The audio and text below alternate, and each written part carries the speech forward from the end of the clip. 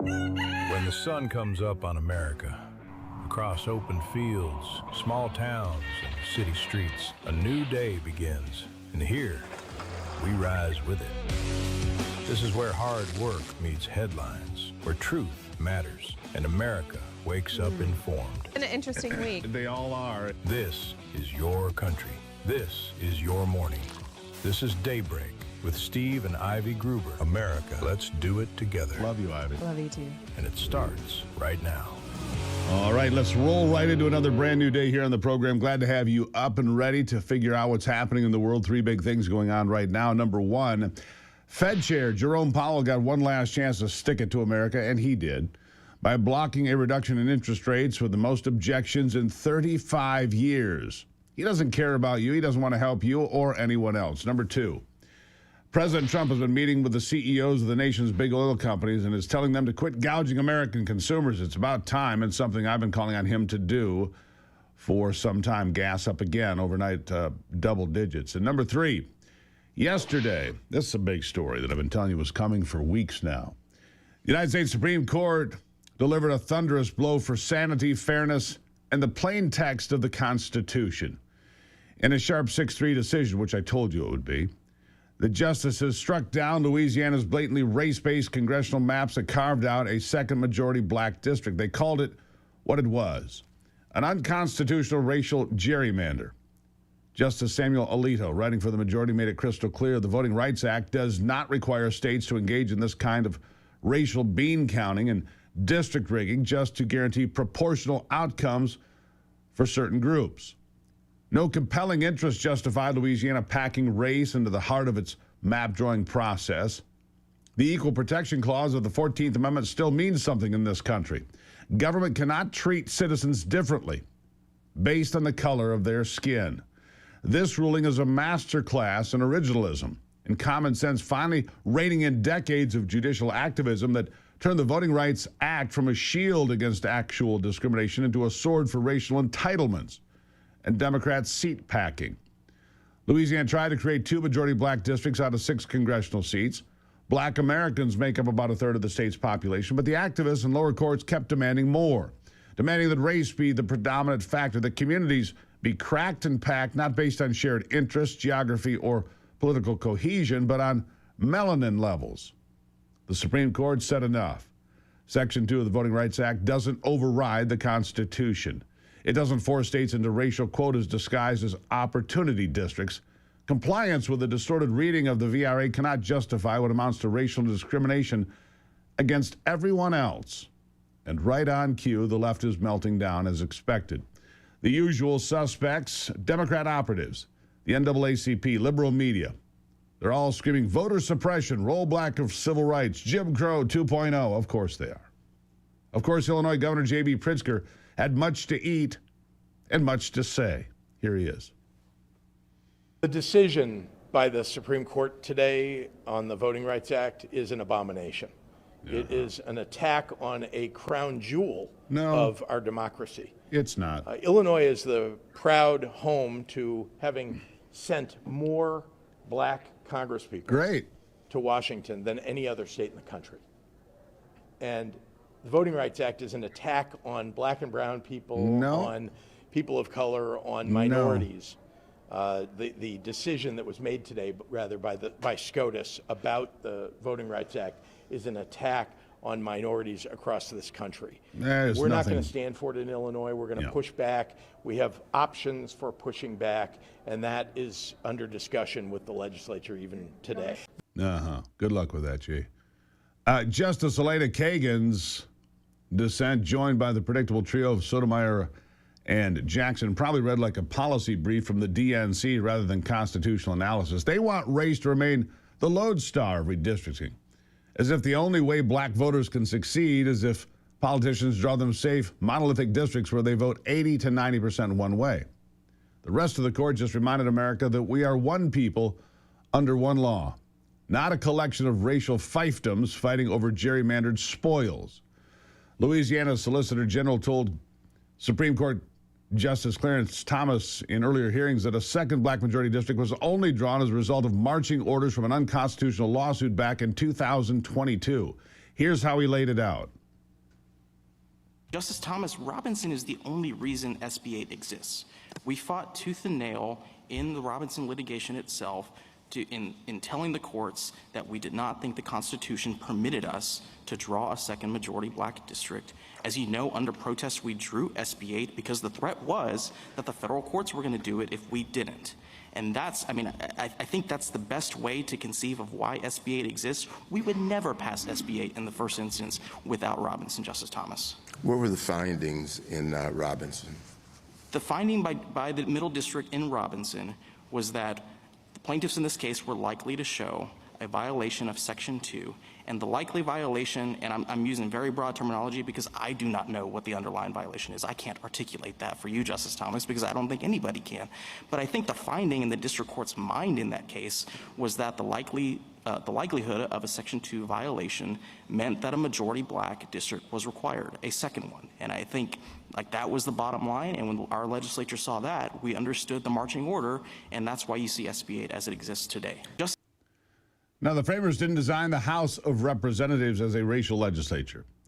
They designed it to represent the people, individuals, like the Bill of Rights is for individuals, not groups defined by ancestry. We can now expect Republican-led states across the South and elsewhere to revisit their maps. The Republican base needs to take advantage of this kind of win immediately. The days of forced majority-minority districts as a default remedy are over. Fair maps based on communities of interest, not skin color, will prevail. And yes, that likely means more competitive districts and fewer automatic Democrat locks in urban and minority-heavy areas. Let me be crystal clear. This isn't disenfranchising anyone. Black voter turnout has soared in recent cycles, especially with President Trump's outreach and the GOP's focus on kitchen table issues like the economy, borders, and crime. Minorities are not monolithic. Millions of black and Hispanic Americans are rejecting the Democrat plantation politics of grievance and victimhood. They're voting Republican in record numbers because they see results: secure borders, job growth, school choice, law and order. Safe racial districts often produce entrenched, unresponsive politicians who take their voters and their seats for granted. We've seen it for decades. Competitive districts force accountability. They make representatives earn every vote by appealing to shared American values, not racial solidarity. Flash to the other big news this week that ties it all together. The Supreme Court allowing Texas to keep its newly redrawn congressional maps.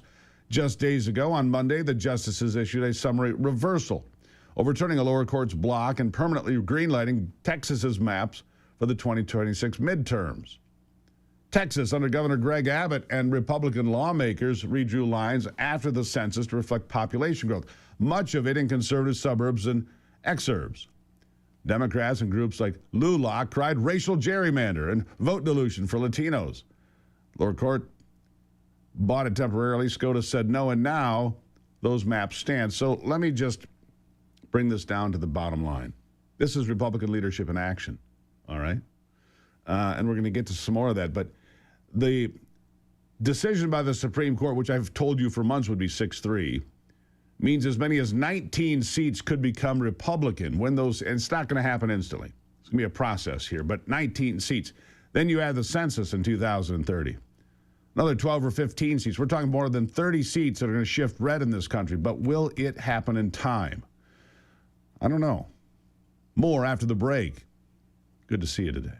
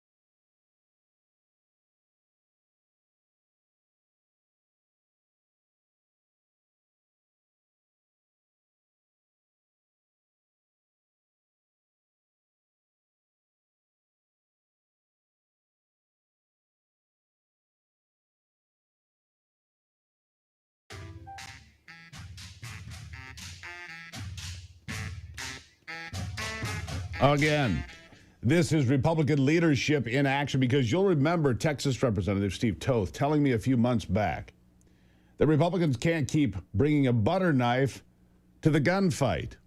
Listen. Look, it's a threat to democracy when you're not screwing Republicans. If you're screwing Republicans out of congressional districts, that's a good thing to these people. I mean, it's sick. If we use the same metrics, Steve, as Gavin Newsom is using in California, we'd only be giving the Democrats like 2 or 3 seats. Instead, we're leaving them with 8 seats, which makes me nuts. I do not understand why Republicans show up with a butter knife when Democrats have a gunfight. I mean, it's ridiculous. We should be using the same metrics that the Democrats are using. Up in New England, 15 million people, 6 states, 43% Republican, 21 congressional districts, not one single Republican seat. It's criminal. Look. Yes. I've said for years on this program we need to learn to fight like Democrats. Well, seems we're mastering our ability inside the courtroom more and more often, and that's good news. Texas now gets to use its sovereign map-drawing authority without activist judges imposing racial quotas from the bench. What a contrast, and what perfect timing. In Louisiana, the court struck down maps that went too far in obsessing over race to create an extra safe Democrat seat. In Texas, it upheld maps that prioritized traditional factors: population equality, compactness, respecting communities, while naturally producing more Republican-leaning districts in a state that keeps trending red. Texas added seats overall due to growth, and the new configuration reflects reality: a booming, diverse, but increasingly conservative state. No unconstitutional racial predominance, just fair play under the law. And with these factors in play now, I'm looking at the possibility of 19 new red seats by 2028, like I said, from this decision in the South. With a new census in 2030, that number could increase by another 15. Like I just said, the Supreme Court, with its solid 6-3 conservative majority thanks to President Trump, 3 historic appointments, it's restoring sanity, and it's made President Trump's day, as you can imagine. Here's what he said when he heard about it. Okay, Mr. President.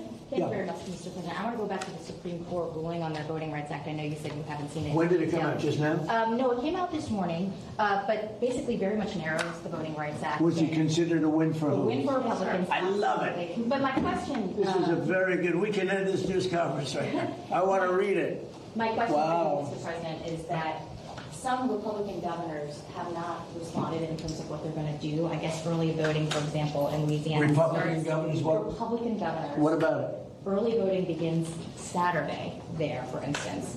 Should they redraw the map in the next couple of weeks? I would. I mean, it depends. I mean, some states don't need to redraw, and some do. I mean, I know what the concept of the ruling. I just haven't seen the result.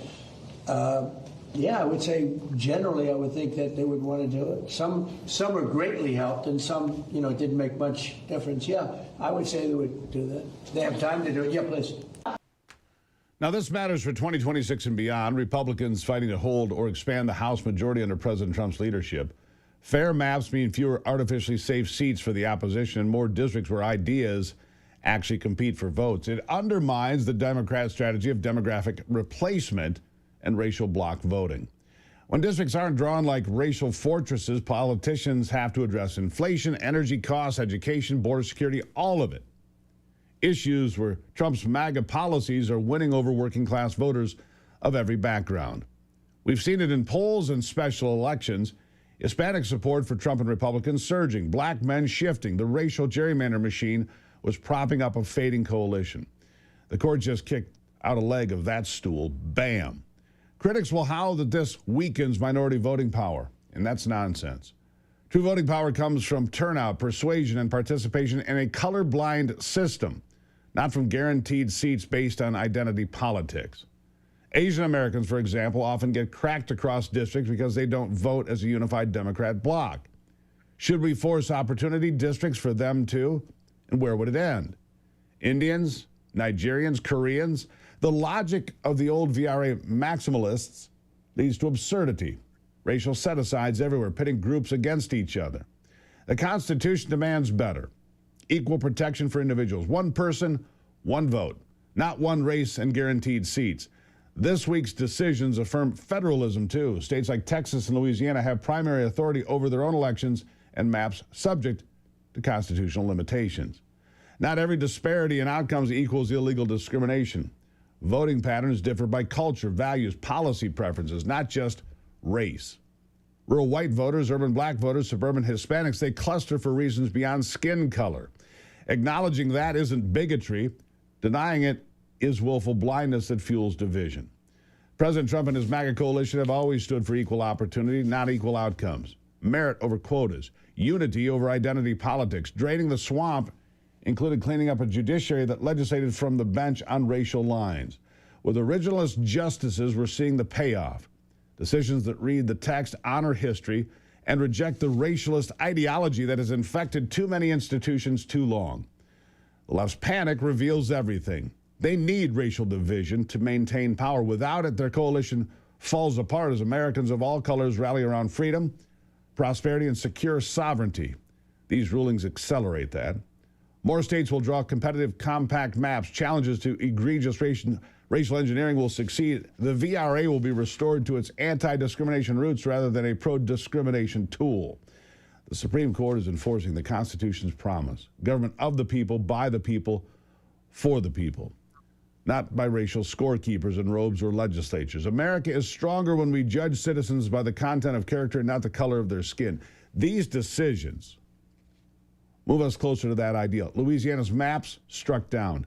Texas's maps upheld. Fair play restored. The midterms just got a lot more interesting and a lot more fair. Meanwhile, another state is weighing in, and we'll tell you about that in a moment because Florida is now on the map. We'll tell you about that coming up in just a moment here. It's good to see you today. It's a big win. It's a big win. Might take some time to produce all the fruit we want, but it's coming, my friends. Learning to fight like Democrats, it is key. I'll be right back.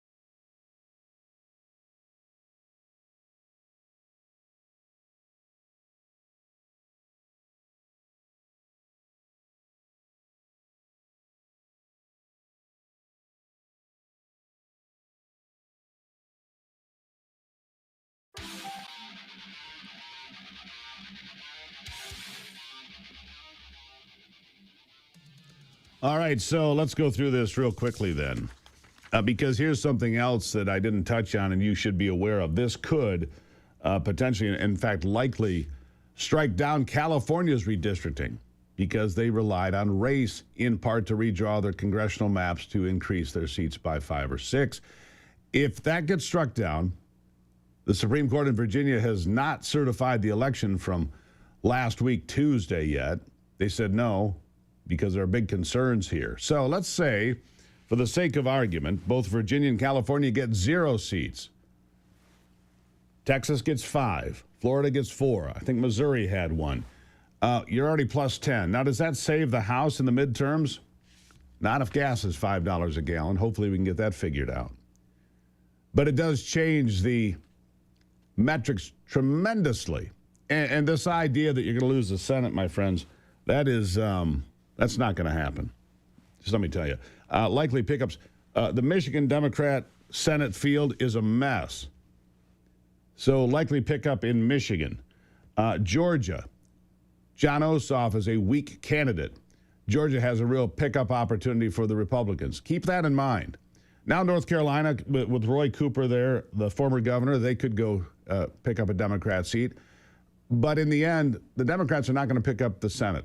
That is a pipe dream for the left and something that will pump up in the media, but that's all it is, a pipe dream, my friends.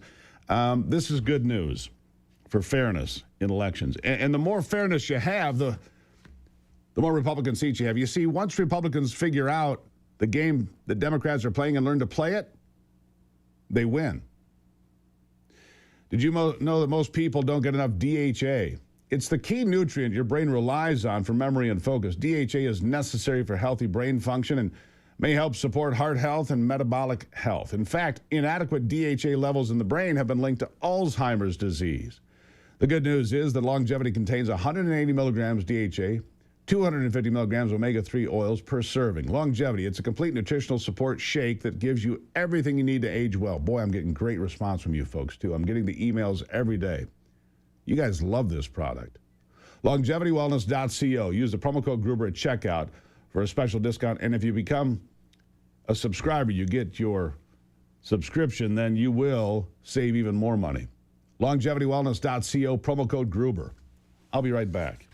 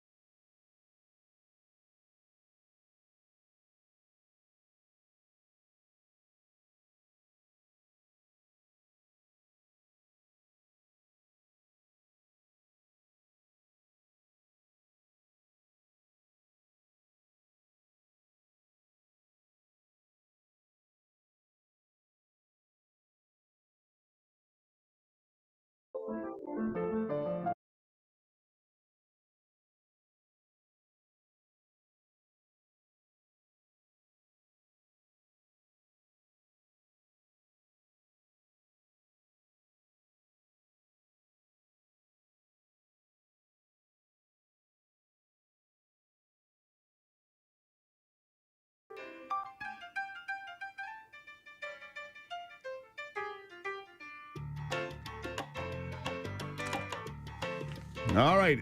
This is an interesting story. Decided to cover it for you. My next guest has been convicted. Convicted of 18 counts of adulteration of medical devices, 16 counts of misbranding medical devices, 6 counts of healthcare fraud.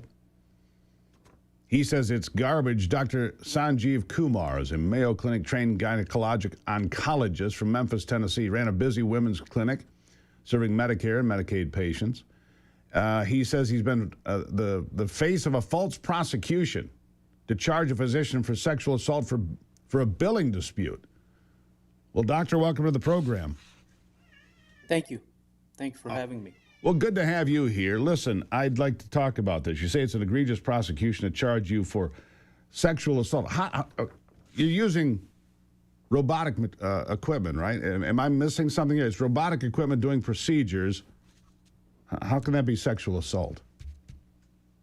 Yeah, so actually the focus of the case was not even the robotic equipment. I do a lot of robotic surgery personally myself. I'm a robotic surgery expert in the country.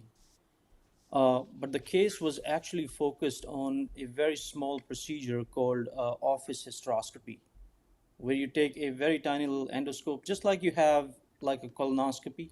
Yes. And, you know, the physicians can check for cancer, polyps, growths, things like that.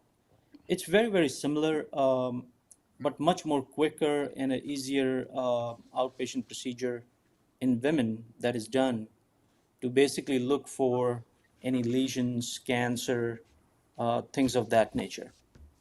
Now, what is egregious about this case is that I was charged with sexual assault, human trafficking, sexual abuse on the false pretense that if they could prove that the billing dispute and the services were, quote, medically unnecessary, then somehow this will qualify for sexual assault because I'm a gynecologist.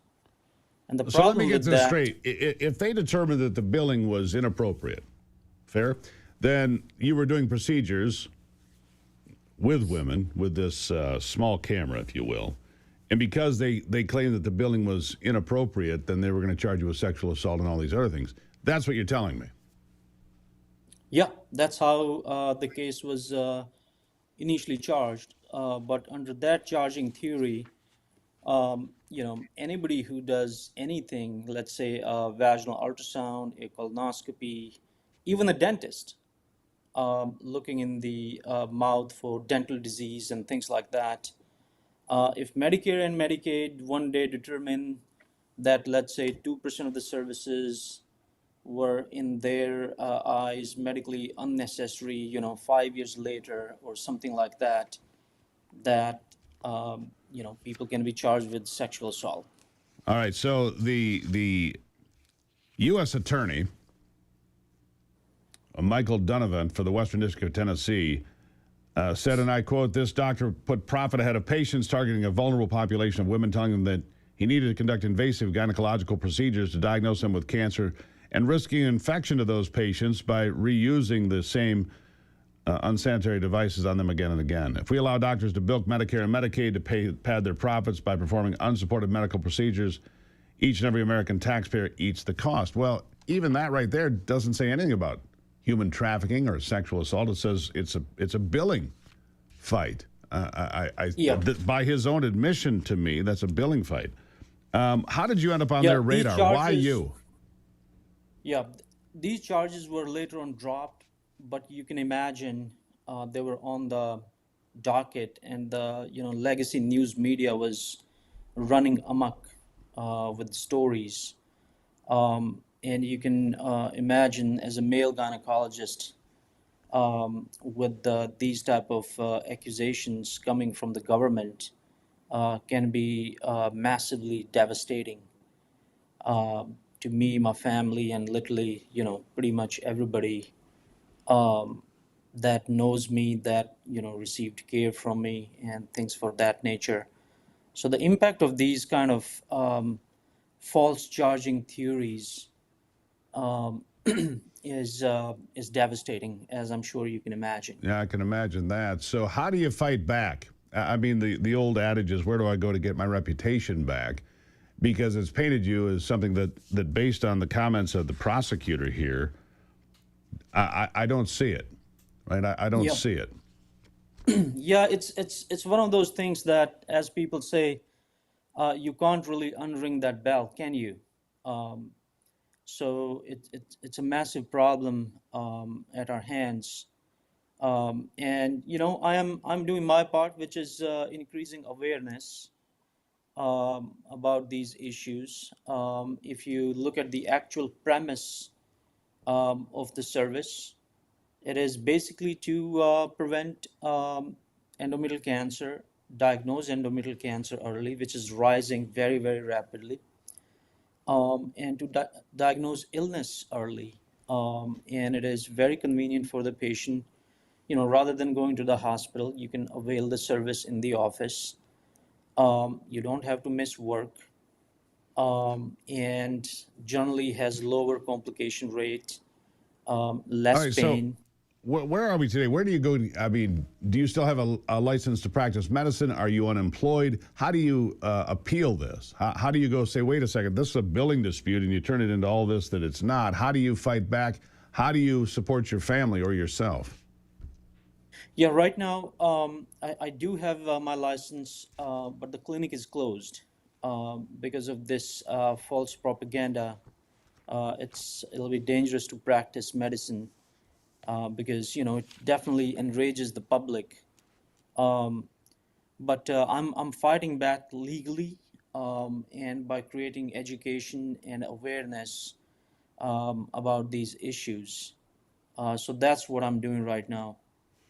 Well, doctor, it's an interesting story to say the least. I appreciate you sharing that story with us here. And as things progress, come back and give us an update if you would, please.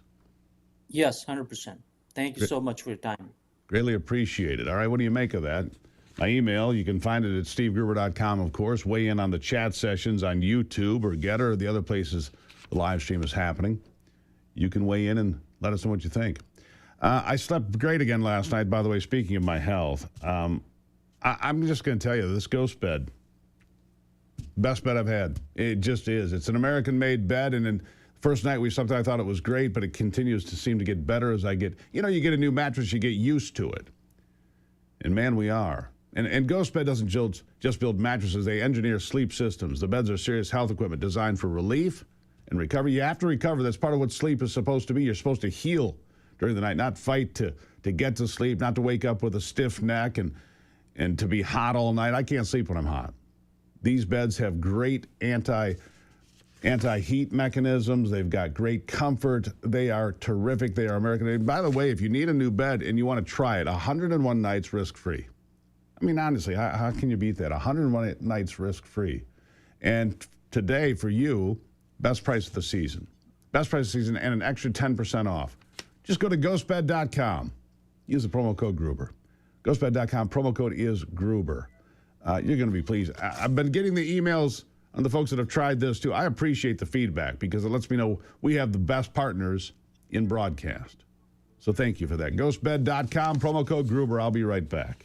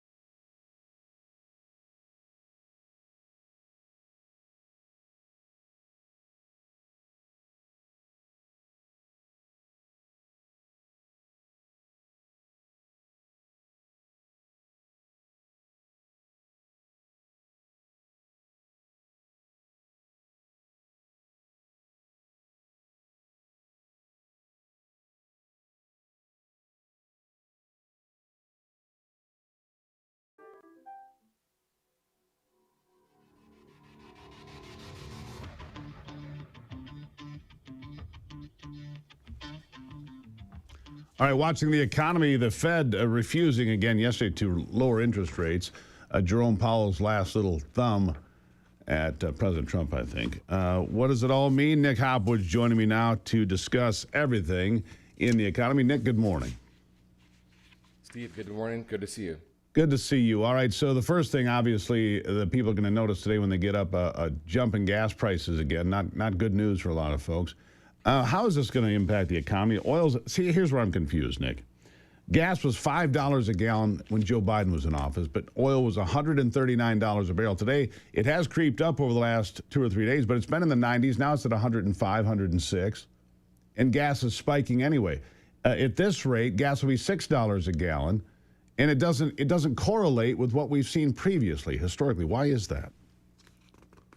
Boy, you got me scratching my head. When I was on my way just this morning, I was thinking about oil prices at 106, thinking that, it's 10, 15% over the past couple of weeks. All of a sudden, gas is up $1 from $4 to $5 in Plymouth, Michigan. And I had to do some quick research here to see what was going on. And it doesn't correlate, like you said, based on past spikes in history, based on the last week. It feels like they're gouging us, and it is a tax on every consumer, except for the Tesla drivers. Yeah, which means inflation will be on its way back because it costs everybody money, right? And so inflation is going to come back up potentially. Maybe that's why they didn't vote to lower interest rates. Chairman Powell apparently is going to stick around at the Fed, just won't be chairman. What do you make of his time there? What do you make of them not moving the interest rates again? Well, there's dissent on both sides. We had folks who wanted to cut and folks who wanted to raise, and so I wouldn't pin it all on Powell personally because he's kind of caught in the middle. But interestingly, looking at the rest of 2026, over the last week with this inflation spike, or with the expected inflation spike after gas prices, we're expecting no more cuts in 2026, and the odds have cratered in the last week. So they can always change, but the gas price situation doesn't help. But interestingly, looking at your chart that you have on the screen there, Chairman Powell's returns over his tenure were the third best of any Fed chair in the last 100 years. So an average return of 12.8% per year, not too bad. No, not too bad. I'll give credit where credit is due. That's good. That's good news. But he was not liked by the current administration for whatever reason, right? They didn't like it. They wanted lower interest rates. And one could argue here, 3 months ago, maybe that was in order. Now, you have to say, wait a second, because with gas, did you say it was $5 a gallon you saw today? Yeah. Yeah, there's no justification for that, none. Because oil, like I said, in 2022, oil was $139 a barrel, and gas got to $5.01 national average. There's no justification for that at all. Currently, the national average is $4.22. Yeah, and Steve, on the inflation conversation, the April inflation is expected to be 3.5%, which we'll get the official data in about 2 weeks, and that's on the heels of the March number at 3.5%. So this target of 2% is just simply out of reach at these levels. And so it's going to take more work. That's why the Fed doesn't want to cut. Yeah. So the sooner we can get this deal wrapped up in Iran, the better. Look, UAE announced that they're leaving OPEC. That's going to change the dynamic. OPEC is down to 11 countries. They're not going to dictate the price to the world much longer. That's going to change things and help us out. But we've got to get through this rough patch. And so one of the things you say, here's a nice quote, sell in May and go away, because you say summer is a slow time in the stock market. Tell me about that. It is a slow time in the market historically, but the old adage sell in May and go away has not worked recently. For example, the last 10 years, May to October, have been positive 90%, 9 out of 10 times, with an average return of 6.9%, which is not too shabby. In May, specifically, positive 12 out of 13 years. In June, positive 9 out of 10 years. And in July, positive 11 out of 11 years. So the old adage, sell in May and go away, has not been working recently. So be careful. Yeah, all right. And I see one other note here. And I didn't realize you'd been here for 3.5 years. I thought it was a little less, but nice. You've been here. You've been a consistent contributor to this program, which we greatly appreciate. And in 3.5 years, the market has done what? Doubled, apparently. Look at that. Yeah, it's up 100%. So look at these. We have 12 bull markets since 1950. Right now, we're exactly plus 100% in the current bull market from October of 22. And the average return is 191%, but the median 114. So there's a big difference between the average and median, but it's nice to see that this one's up 100%. Wow. Had some wars in there, some high interest rates, gas, like we said, that was really expensive, and yet we still did really well. That's all pretty good news. It makes me feel better about things, Nick, as I look at this. So we're going to have some rough water, obviously, coming because this is going to continue to rise, right? The price of everything. In Plymouth, the gas station there is going to make a big profit this year, and so are the oil companies. What do you see? I mean, this is different than anything I've ever seen. What are your thoughts? Well, remember last year the whole theme was precious metals, right? Yeah, and gold sure miners was. and the silver miner. We talked about that a lot. Starting this year, we changed our theme to energy, and so that theme has really worked. And if I were investing in energy, I would definitely be looking at trimming some profits to get out ahead of what could happen next. If you want to find out more with Nick and get a free analysis of, say, your Social Security, go to peakwm.com. There's a QR code right there on your screen. He's been here for 3.5 years. Why? Because I trust him. That's why. He's always calm and collected. He never gets too nervous. Always got that smile on his face, like the one you see right now. Nick, always good to see you. Let's hope for the best. Well, Steve, thank you. All right, there you go. Absolutely. Nick Hopwood, everybody, peakwm.com. You can get that free Social Security analysis. And if you need a second opinion on how you're investing, Nick's the man. All right, peakwm.com. That's Peak Wealth Management, of course. Always enjoy our time with Nick, and I'll be right back.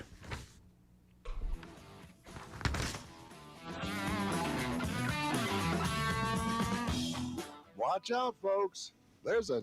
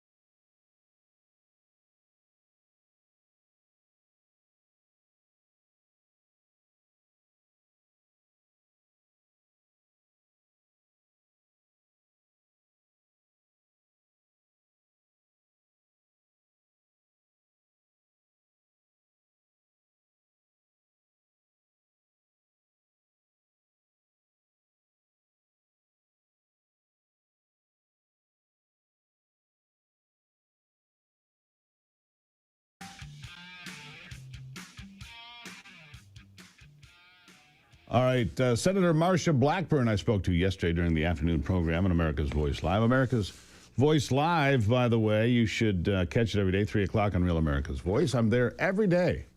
So if you need more Gruber, which I would understand, then you've got a chance to catch me every afternoon on all your streaming platforms and Samsung and all these different places where you can find it, all right?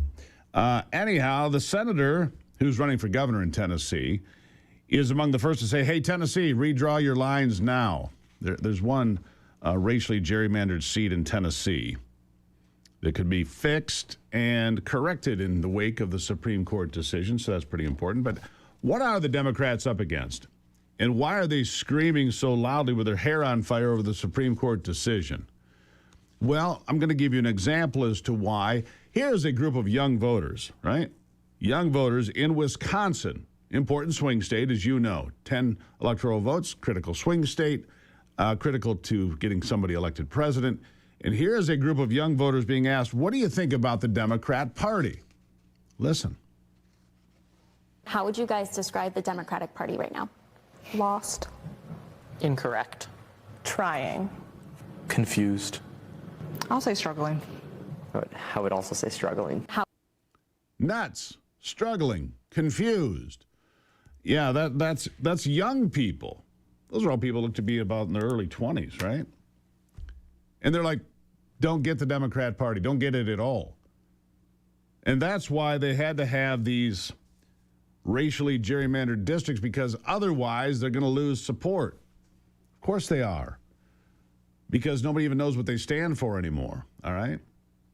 Let me tell you, Muskox stands for quality. If you need a good flannel shirt, it's a great jacket for this time of the year. Muskox Flannels, American company. Heavyweight, rugged, insanely comfortable. The best flannel shirt I have ever worn. No question about it. You're going to look good doing it, too. Every Muskox shirt is first class. There's a QR code on your screen. Right now, you can get $15 off. It is an investment.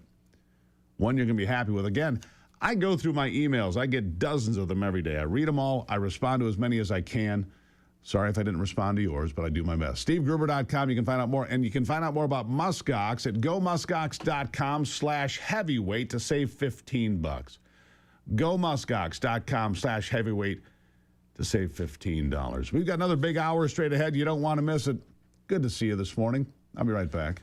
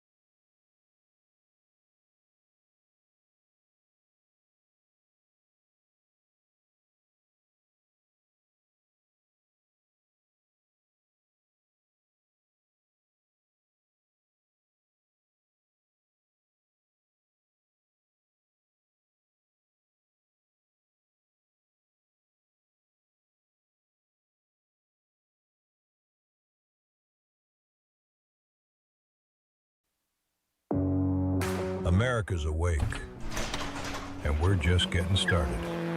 The headlines that matter, the stories they won't tell you, and the voices fighting to be heard. This is your country, your morning, your daybreak with Steve and Ivy Gruber. A new hour starts right now on Real America's Voice. And nice to see you here today as we continue to fight for you from the foxhole of freedom. Digging deeper into everything, giving you better analysis. And here are three big things you need to know this hour. Number one, the disgrace. Former FBI Director James Comey made his first court appearance yesterday as he is facing 20 years in prison for allegedly threatening the president with a social media post. I'll have to wait to see how this goes. I still remain unconvinced on this one. And number two, the United Arab Emirates, as we talked about, exiting OPEC. What will that mean for global supply? Some say it will change the market for the better and our benefit. We'll see. And number three, the battles over congressional districts and gerrymandering remains at the top of the feed today, as the Supreme Court, as you now know, struck down a Louisiana district that was created based almost exclusively on race. It's a big win for Republicans and America. And at the same time, Florida has pushed through new districts in lightning speed that will give Republicans possibly 4 new seats in the Sunshine State. Supreme Court ruling may also nullify California's new maps that relied on race in part. As you can imagine, Democrats melting down after they picked the fight and then got smashed. Listen to Hakeem Jeffries. Today's decision by this illegitimate Supreme Court majority strikes a blow against the Voting Rights Act and is designed to undermine the ability of communities of color all across this country to elect their candidate of choice. All right, enough of that. It just makes me ill. Anyhow, I'm old enough to remember when this country elected a man that was black to be president, not once but twice. So why do you need to do that? Anyhow, Ivy's here. I hear him, and I just can't take it. I'm sorry. Good morning. Good morning. My question is, what makes it an illegitimate majority? Well, there it is. What does? Because Donald Trump put 3 of those people there. That's why it's simply that. I see. I see. The other question I have for you, Steve, in regards to the redistricting, didn't this used to be done like once every 10 years? It did. And now it just seems like an ongoing political and legal contest between Democrats and Republicans. They go back and forth. If they get Democrats try to redistrict, the Republicans sue, or vice versa. Yeah. In some cases, I think in regards to racial, gerrymandering, of course, that's an issue. But what are your thoughts on that? It's about political power. It is. Look, Texas did it, but here's the thing. The 2020 census was flawed. I'll just be polite about it because it's a family show. Flawed because Texas got shorted on congressional seats. So did Florida. And places like New York, Illinois, and California held on to seats they shouldn't have because they counted wrong. And they admitted it afterwards, by the way. How convenient. Of course, the count didn't come in until Joe Biden was in the White House. I mean, I'm not a conspiracy theorist, but let's do the math. How convenient. Yeah, how convenient. And you've got that going on. So Texas says, we're going to redo our maps between census, right? That's like you said, every 10 years. And then California said, we're going to do the same thing, but California used race. Virginia broke all the rules in their own constitution to try to get it through. You see, here's what I've said for a long time, Ivy, and I think you'll appreciate this. Democrats will figure out how to game a system, and they'll change the rules and they'll play with it. This goes all the way back to your home state of Florida in the year 2000. Okay. And the Democrats had rigged Florida pretty good for a long time. And then after the 2000 election and all the things of hanging chads and all that nonsense, Republicans said, wait a second. And they figured out how to play the game. And ever since, Republicans have been figuring out how to play the game. Democrats changed the rules. And Republicans are like, that's terrible. But then the Republicans figure out how to play the game under those changed rules, and they always win. Listen to this. If California and Virginia get nullified, Texas will pick up 5 seats. Florida passed their deal yesterday, so they'll pick up 4 seats. I think Missouri added 1. There's a couple others. You're talking about 10 or 12 seats that will be Republican this time around. Right. When all these changes go through, because the Louisiana case, in fact, it's not just Louisiana versus Calais. Yeah. Which was a big ruling yesterday. Huge ruling. But it's not just Louisiana. It's Alabama, Georgia, Mississippi, Tennessee. There's like 19 seats in play now. But it won't happen before the midterms. But a lot of them will be changed before we get to the next big election. So, but the Louisiana case won't. Louisiana, I don't know what they're going to do there. I'm not actually sure because early voting in Louisiana for the primaries Starts in 2 days on Saturday. What are you going to do? You know, so you've got this challenge. Makes it difficult, doesn't it? Yeah. And then in Virginia, I know right now the certification is paused, right? It's never happened, right? The Supreme Court, which came in and said, hey, you need to hold on a minute. Yeah, exactly. And to see, because they're facing legal challenges, so everything is paused. Correct. And we'll see where that goes. And if Virginia would certify the election, it'll go instantly to the U.S. Supreme Court. We heard this yesterday from Hans von Spakovsky, who was on the program with me yesterday. He said Virginia violated all the rules, including this one, which is pretty easy. You can only do this if the legislature votes twice for a referendum to be on the ballot in Virginia. It's the rules of Virginia, right? And it has to come between certain elections. The election was already underway. Early voting had already started when they passed this deal. How can you be between elections if you're in an election? And obviously, big problem. That is a big problem. And from my understanding, too, and correct me if I'm wrong, but the Texas Supreme Court had ruled so that they can, the congressional map can take effect for the 2026 elections. Supreme Court weighed in on that one because... And that was actually, so Sotomayor, Kagan, and of course they did, dissented. Yeah. But Texas didn't do it based on race. Right. I mean, you've seen this map from Virginia. It looks like an octopus. There's one place where you can you go 5 miles and you're in 3 different congressional districts because they're little narrow strips so they can connect to Democrat voters. Well, that's happened here in Michigan, too, in our district as well. Hasn't it, changed, 3 or 4 times since we've been just living here? It's changed once since we've lived here. It's changed twice since you've been to Michigan. Okay, so twice. Right. And that's our same district, so you're right about that. But that's because Michigan lost a seat. You see, California holds on to seats that they shouldn't have. Places like Michigan lose seats that maybe we shouldn't, right? So we get disenfranchised. Right, and that's based all on population? Correct. Okay. It's supposed to be anyway. I got you. But here's the other problem to that.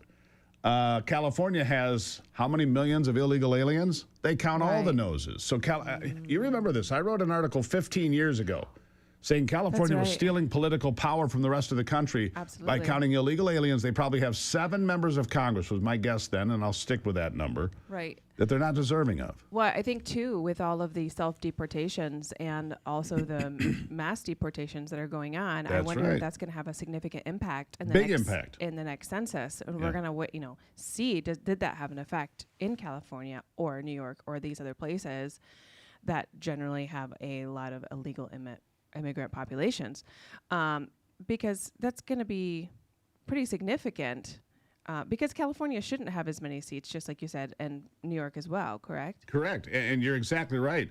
The population shifts are diminishing Democrat power in California, Illinois, New York, wherever, and reinforcing Republican power in states like Tennessee, Florida, Texas.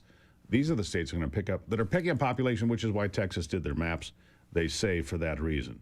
So we'll see. A lot of people are leaving California and heading to Texas, or leaving New York and heading to Florida. Or leaving Michigan and going anywhere. Right.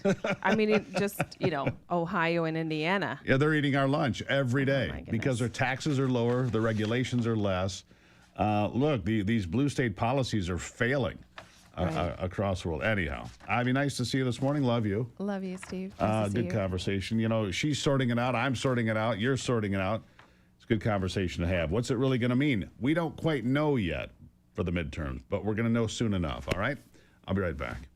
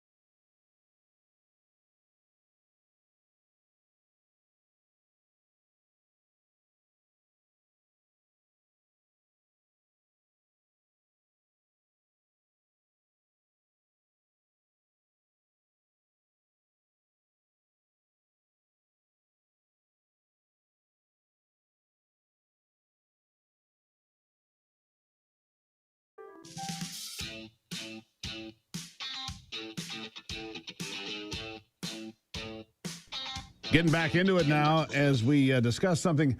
Look, I never put much concern into a lot of these things. A lot of things in this world we take for granted. Is that fair to say? One of those things, you know, my number 2 pencil when I was going through school, your number 2 pencil, which has graphite. And then I was watching this documentary on Chernobyl. And when the reactor blew, it destroyed the graphite container, if you will. But I didn't realize graphite was so critical, but it is.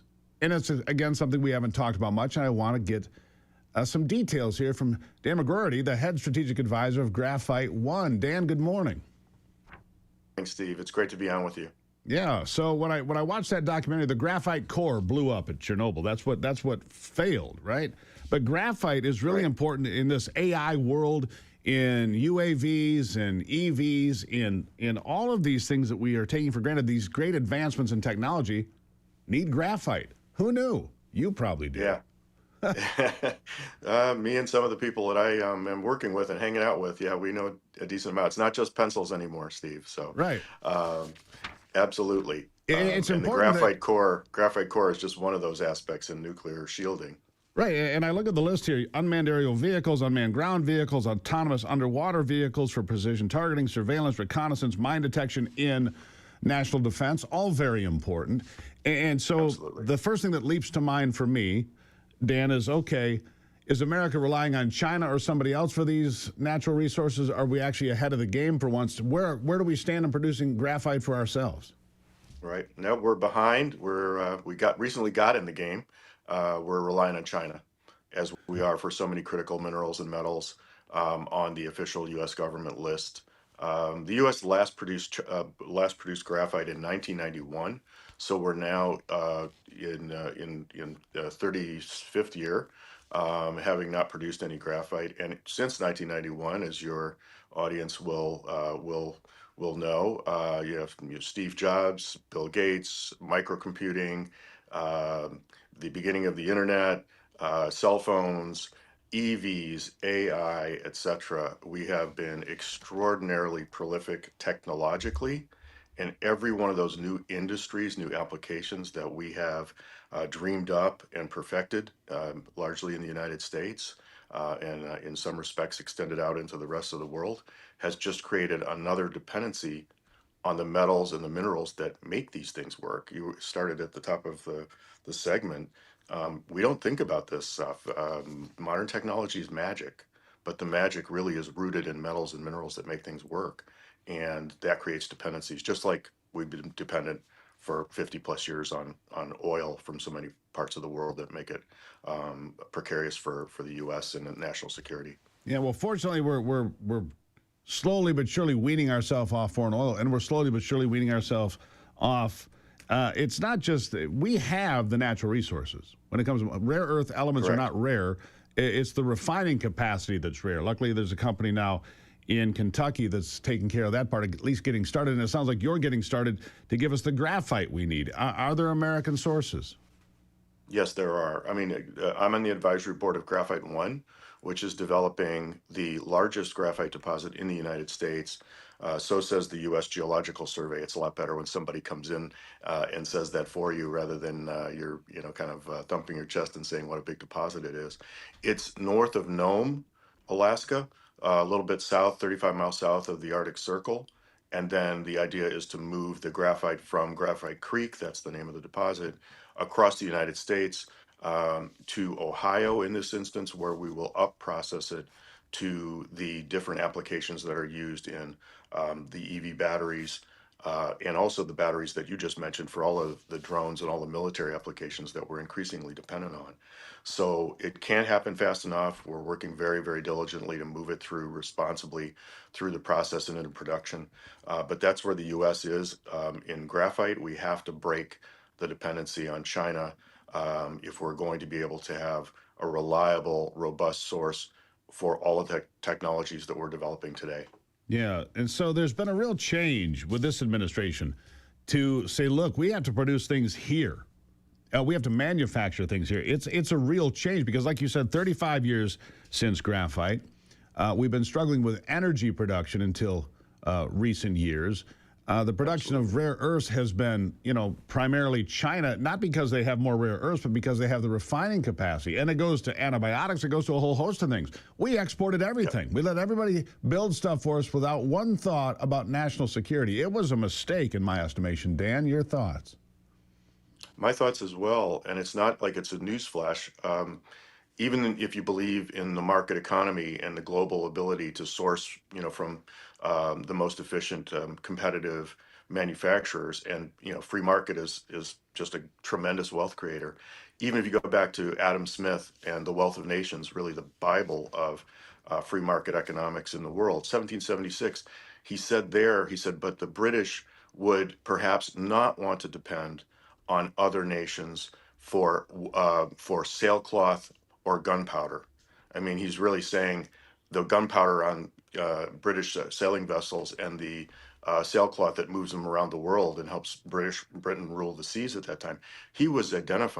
Adam Smith was identifying a national security priority that really has to be tended to. And if you leave that to the global market, you're going to find yourself at a serious national security disadvantage, in a real serious position of danger. Last question real quick. How long is it going to take us to ramp up graphite that we need so desperately? Because of the federal government and the changes that you've alluded to, we're going to be moving through the permitting process and hopefully completing that in September of this year so we can get into the mine phase. And we're also going to be able to move into the processing as quickly as we can. We have to break this and ramp it up really, really quickly. Well, at least we're in the right direction finally. Dan McGroarty, Graphite One, thank you so much for being here. It's an incredibly important update. Thank you. Thank you, Steve. Appreciate it. We've got to stop relying on the world, especially when it comes to critical anything. Critical anything. Medicine, minerals, anything. And that's one of the things I like about the Trump administration, bringing these things back home where they belong and producing American jobs and American security. I'll be right back.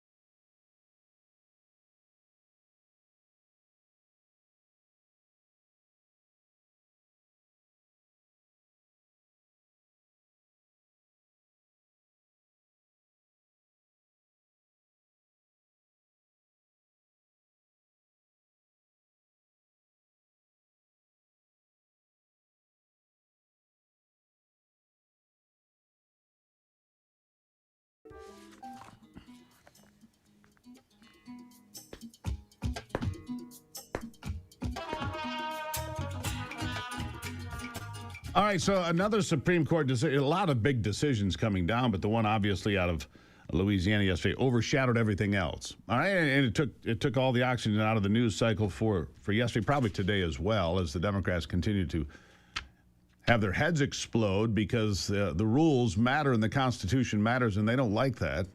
They just want power and money, of course. But the Supreme Court, in a 9-0 vote, this is important, a unanimous vote, struck down blue states targeting pro-life organizations. The Supreme Court unanimously sided with a group of faith-based pregnancy centers in New Jersey. They challenged the New Jersey Attorney General investigating whether the centers misled donors and the public about steering women away from having abortions. The case was brought by First Choice Women's Resource Centers. It's a group of 5 Christian-based facilities in New Jersey that provide various prenatal services to women facing unplanned pregnancies. The Supreme Court found the state investigation violated the center's First Amendment rights, handing the victory to the pro-life movement. And that's a big deal. You can't go, look, is it the FACE Act, you can't go protest and block an abortion clinic. And the Supreme Court rules, and on the same token, you can't attack pro-life organizations that are trying to tell people you have options. Right?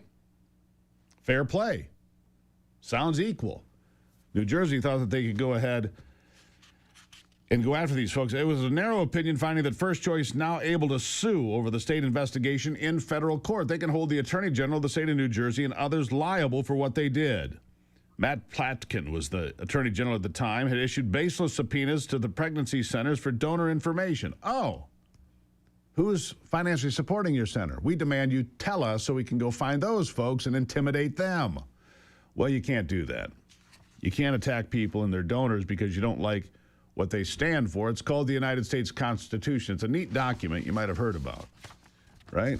Protects you and I. Says our rights come from God, not from each other. All right, so it's kind of an important thing. Big decision. You didn't hear much about it because the other one buried it. Now you know. Pro-life abortion alternative facilities are now protected as they should be. I'll take a break and be right back. Nice to see you this morning on Daybreak.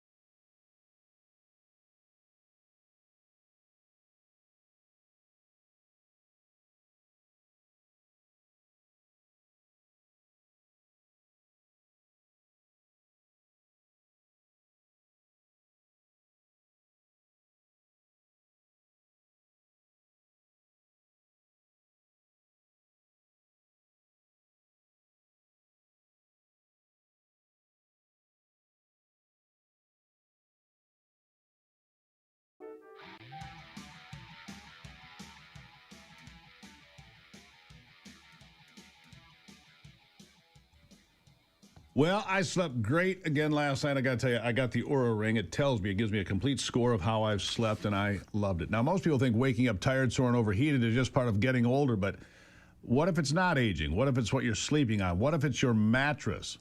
Most people don't think about their mattress until pain forces them to, and what we're seeing is just okay sleep might actually be why you're waking up stiff, uncomfortable, or even relying on things like pain relievers just to get through the night. Don't do that. Joining me is Mark Werner. You've been on with us before, but anyone who hasn't heard the full story, this really did start with your own health issues. He is the founder of GhostBed, is Mark Werner. Mark, good morning. This started with you because you had challenges, right? That's correct. Good morning, Steve. Thank you for having GhostBed on today. I had a bunch of challenges. I had 20 plus years ago, I've had 3 neck surgeries. So I've got all this titanium metal rods and stuff like that. So I couldn't really find a pillow or a mattress that worked for me. So given that I grew up, fortunately, in the Werner ladder family, my dad invented the aluminum ladder and fiberglass ladder. I was his assistant with fiberglass. I had a strong background in polymer science. So I took that technology, brought it over to the memory foam world, and sure and behold, we have a American-made family business of GhostBed with my wife and kids, making pillows and mattresses and toppers and adjustable bases. So that kind of solved my problem and then became a business. 25 years fast forward, we've got a very nice family international business that's a made in America kind of story here. Yeah, it's a great story. I love the American-made part. I do. Look, I know there are people watching us right now, Mark, that woke up today uncomfortable. They've got aches and pains and stiffness, and they just feel worn out. You shouldn't feel that way, and they're assuming, well, I'm just getting older. And honestly, I was one of those people. But is that really the case? It's not the case. Sure, when you get older, you're going to have more aches and pains, and things are different. I'm older. I'm there. I've had all these surgeries, and something hurts every day kind of thing. But it's usually your sleep setup. So it's probably your mattress and your base or adjustable base or box spring and your pillows and sheets. And you're getting a message that it's time to replace. And usually we say in the industry, it's about 7 or 8 years.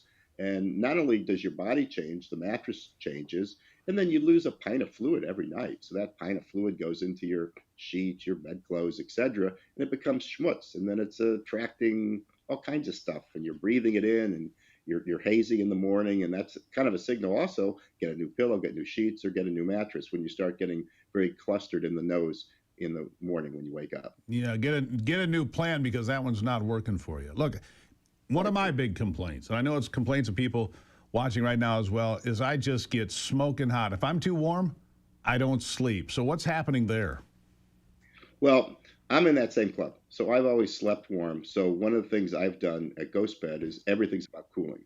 I have cooling patents, so we've got cooling in the pillows. We use phase change material, which pulls away the heat from your person away and just gets you down to a neutral position. We've got cooling fabrics. We have cooling sheets. We have cooling pillows, cooling mattress. And that's just our ethos is just all about cooling because most people do sleep hot. And if you can just take your temperature down a couple degrees, you're going to sleep better and longer and get a better quality sleep. And that's just pure science. I've heard people, and I've gotten emails here since you started with us here a few months ago, that send me a note and say, Steve, thank you. Honestly, thank you because we're doing better. You've helped a lot of people over the years. And I know they're sending me notes saying this is just a big change for me and it's a great change. What are they saying to you? They're saying all kinds of stuff, but just calling out yourself particularly. I've gotten reviews from people that have bought the mattress and said, I'm so glad I heard that Werner guy on Gruber. Now I got this new mattress. It's changed my life. And they just go on and on about how it is. And that's kind of typical how we have over 100,000 reviews from our platform to Costco, Amazon, Sam's Club. So independent third-party platforms. And the reviews are amazing. It's just kind of mostly life-changing. I'm sleeping cool. I'm sleeping better. I didn't know this would make such a difference. It's like you don't know until you know. And that's why I think when people read some of those reviews, they make a move. Because we're all about high quality at an affordable price. American made. I like saying that. All right, so where do they start? A lot of people are confused. I mean, there's so much to choose from, so many different things to consider. How do you make that easier? Well, we have the Mark's Mattress Quiz. So we try to line up your needs, cooling, firmness, pains, shoulder, back, etc., hip, and we align that into our little model, and then we spit out option 1, 2, and 3. So we make it nice and simple for you, and we know it works well because we get a lot of interaction. We have a full-time call center, domestically based call center, answering all the questions for everybody, and we have less than a 5% return rate on mattresses. So we know we're kind of getting the right mattress for the right person, and that return rate signifies that. Let's talk about two people. I'm married. Everybody doesn't sleep the same. I don't sleep the same as Ivy, that's for sure. How do you accommodate that? Well, we've really pioneered the split king adjustable. So that's two adjustable bases. The base goes up and down, massage, head goes up, legs go up, USB ports, electric lights undercarriage, etc. Super luxury thing that's very affordable. And then you pick out two twin XL mattresses. And there's no valley of separation, so you're with your partner. You can snuggle and huggle all you want. But this way, you might want a little firmer. She might want a little softer or different temperature degrees. So you can pick out exactly what you want, and everybody's happy. Because right now in our country, and I hear it all the time, there's something called a kind of a sleep divorce, where people love each other, but they're sleeping in separate rooms, like over 20% of the country, because they're snoring, they're uncomfortable with that mattress, they need a different mattress, the schedules are different. This is the solution is the split king adjustable. Yeah, and here's another solution. You do this thing that I think is great, 101 nights to try this at home, not in a showroom, sleep on it, use it, see if it's right. That's what you do, isn't it? We offer a 101 night sleep trial. So it goes to your house either through FedEx or White Glove setup, and you can try it for over 3 months. If it doesn't work, we will come and pick it up. No cost to you, give you a refund.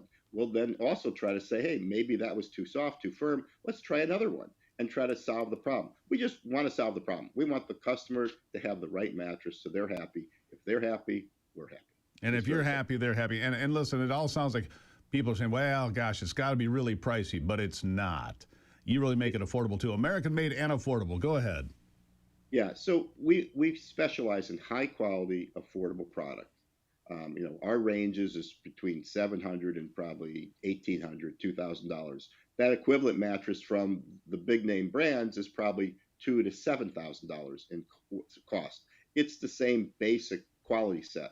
We'll go up against anyone out there. We have high ratings on Consumer Reports for all our products. So we make a very quality product, just like from the ladder business. There is no second place in making ladders. It's a safety product. I was trained to make the finest quality product in the ladder industry forever, for 100 years. And I brought that same kind of mindset to this mattress business because we want people to be happy. It's a long-term product.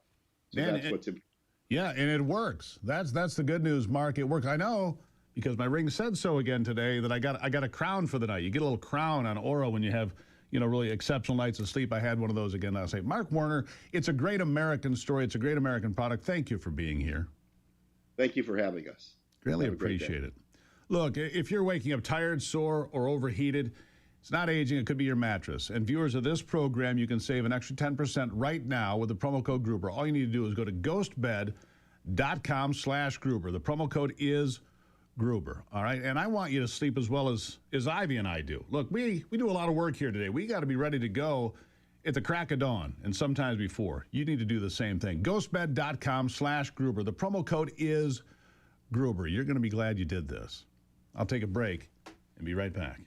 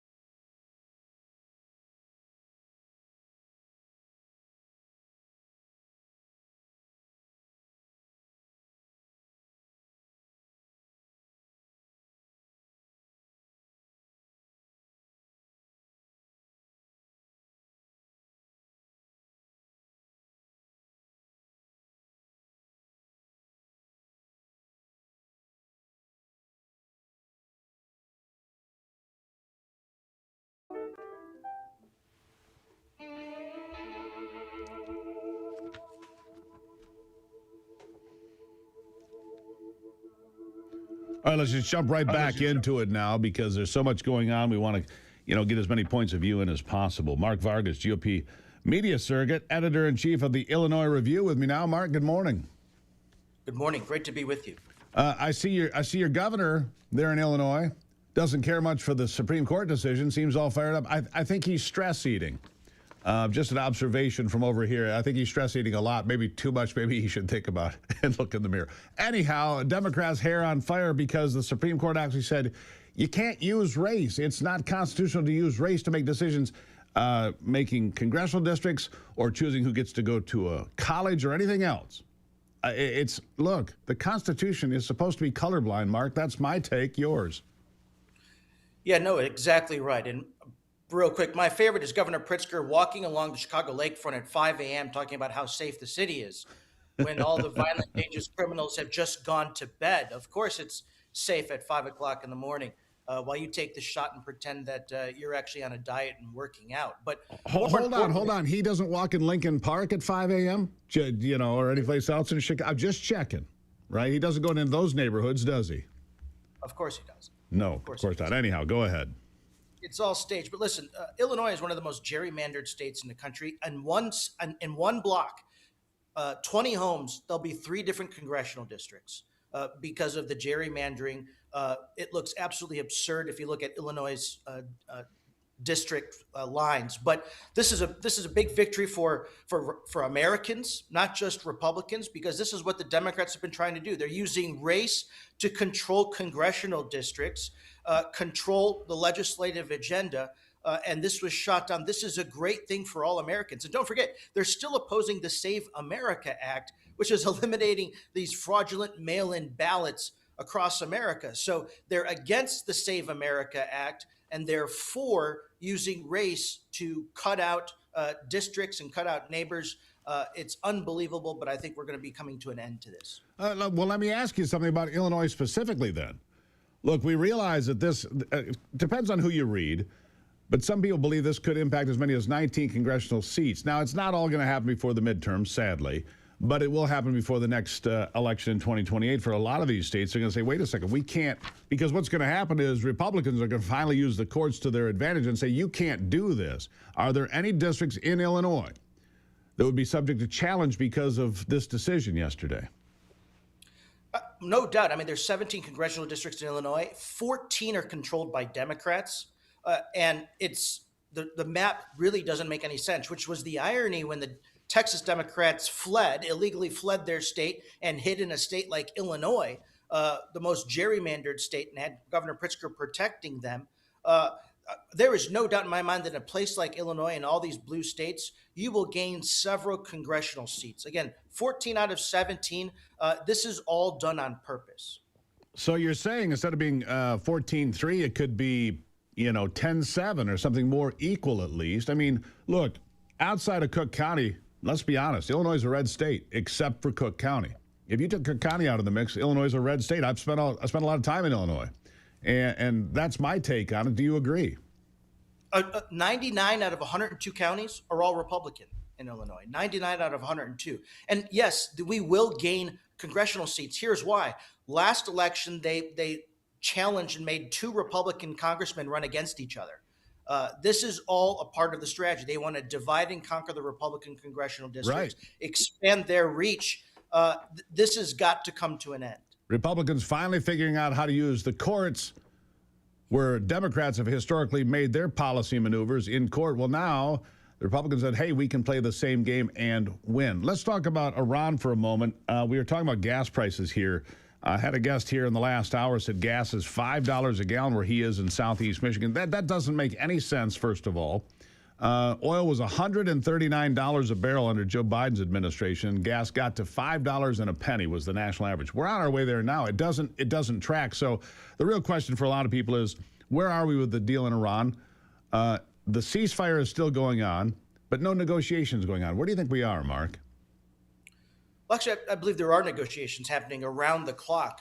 And just because they're not meeting in Pakistan in person does not mean that the negotiations have stalled. Fair point. I think my analysis, if President Trump has not pressed the big red button yet, and we're looking at Carg Island, we're looking at a lot of these top targets, If he hasn't pressed that button yet, that tells me internally, because I've worked at the Pentagon before, that he's actually happy with a little bit of the progress thus far. It means they're moving, even if it's just a couple of inches ahead, but his patience is wearing thin.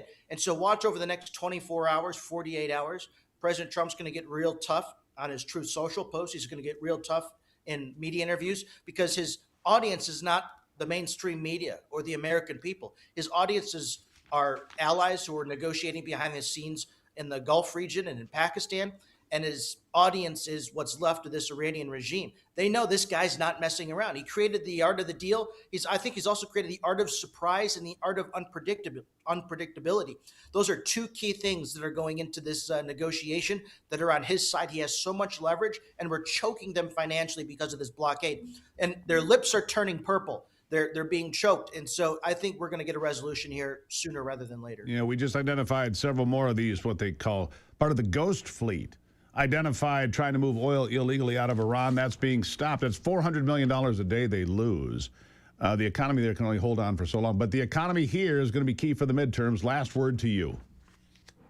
Listen, President Trump's strategy is growing. Look at the tax returns that Americans receive. Overwhelming.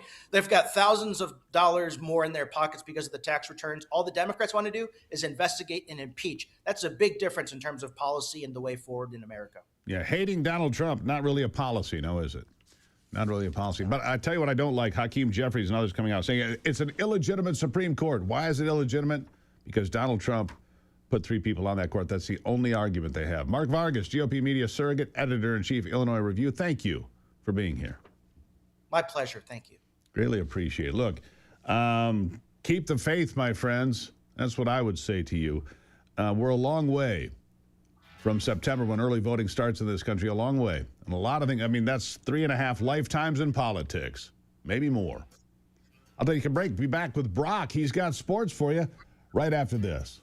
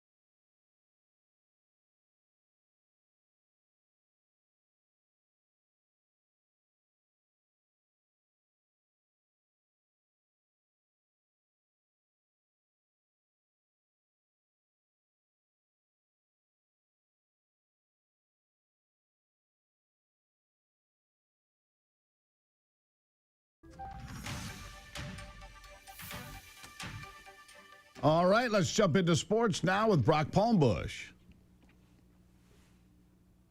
With a look at sports, I'm Brock Palmbush. There were 3 NBA playoff games in round 1 last night, all game 5s. Detroit held on to beat Orlando 116-109. Magic still lead the series 3-2. Cleveland held off Toronto 125-120 to take a 3-2 series lead. And Houston won at the Los Angeles Lakers 99-93. Lakers still lead the series 3-2. 3 more games are tonight. In the NHL playoffs, there were 3 games in round 1 as well. Montreal beat Tampa Bay on the road 3-2 to take a 3-2 series lead. Vegas survived over Utah 5-4 in double overtime to take a 3-2 series lead. And Philadelphia eliminated Pittsburgh with a 1-0 win in overtime. Flyers win the series 4-2. 2 more games are tonight. In Major League Baseball, American League winners included Toronto, Cleveland, and Seattle. National League winners included Miami, the Chicago Cubs, and Colorado. That's a look at sports. Back to you, Steve. All right, Brock, thank you for that. Now, it's one thing for a bank to say they support the men and women who serve our country. It's another thing to prove it every day. Old Glory Bank, proud to stand with our military and their families by offering Old Glory Protect. It's a $100,000 line of duty death benefit they offer free to their customers.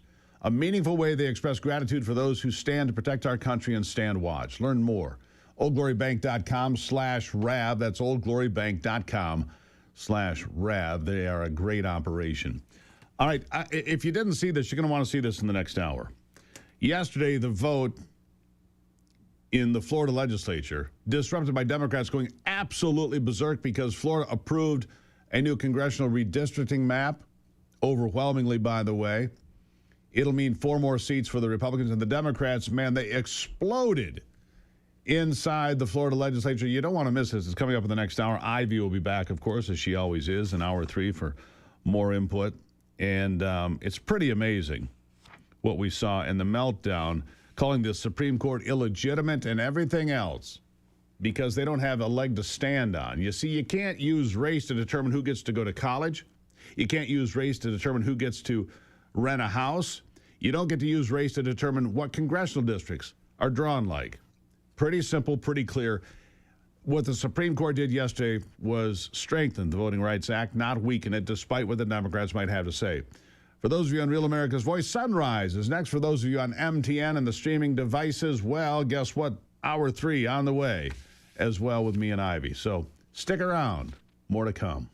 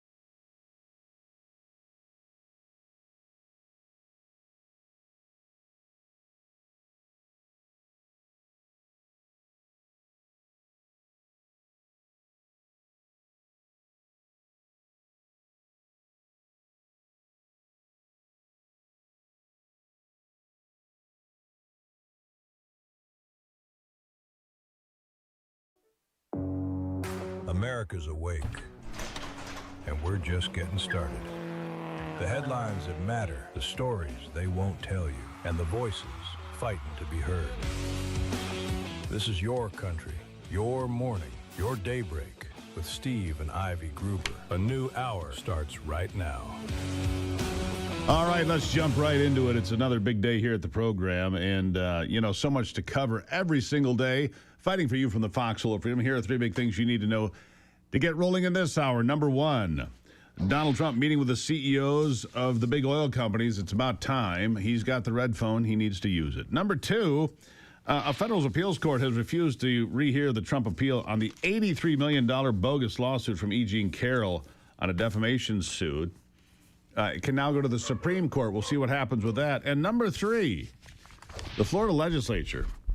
We're going to get to the Supreme Court thing here in a second from yesterday. But Florida yesterday, on the same day that the Supreme Court ruled in favor of the Voting Rights Act to say you can't redraw congressional districts based on race, well, Florida put through redistricting, not based on race. And the Democrats went berserk. I mean, they went absolutely nuts during the final voting. Listen to this.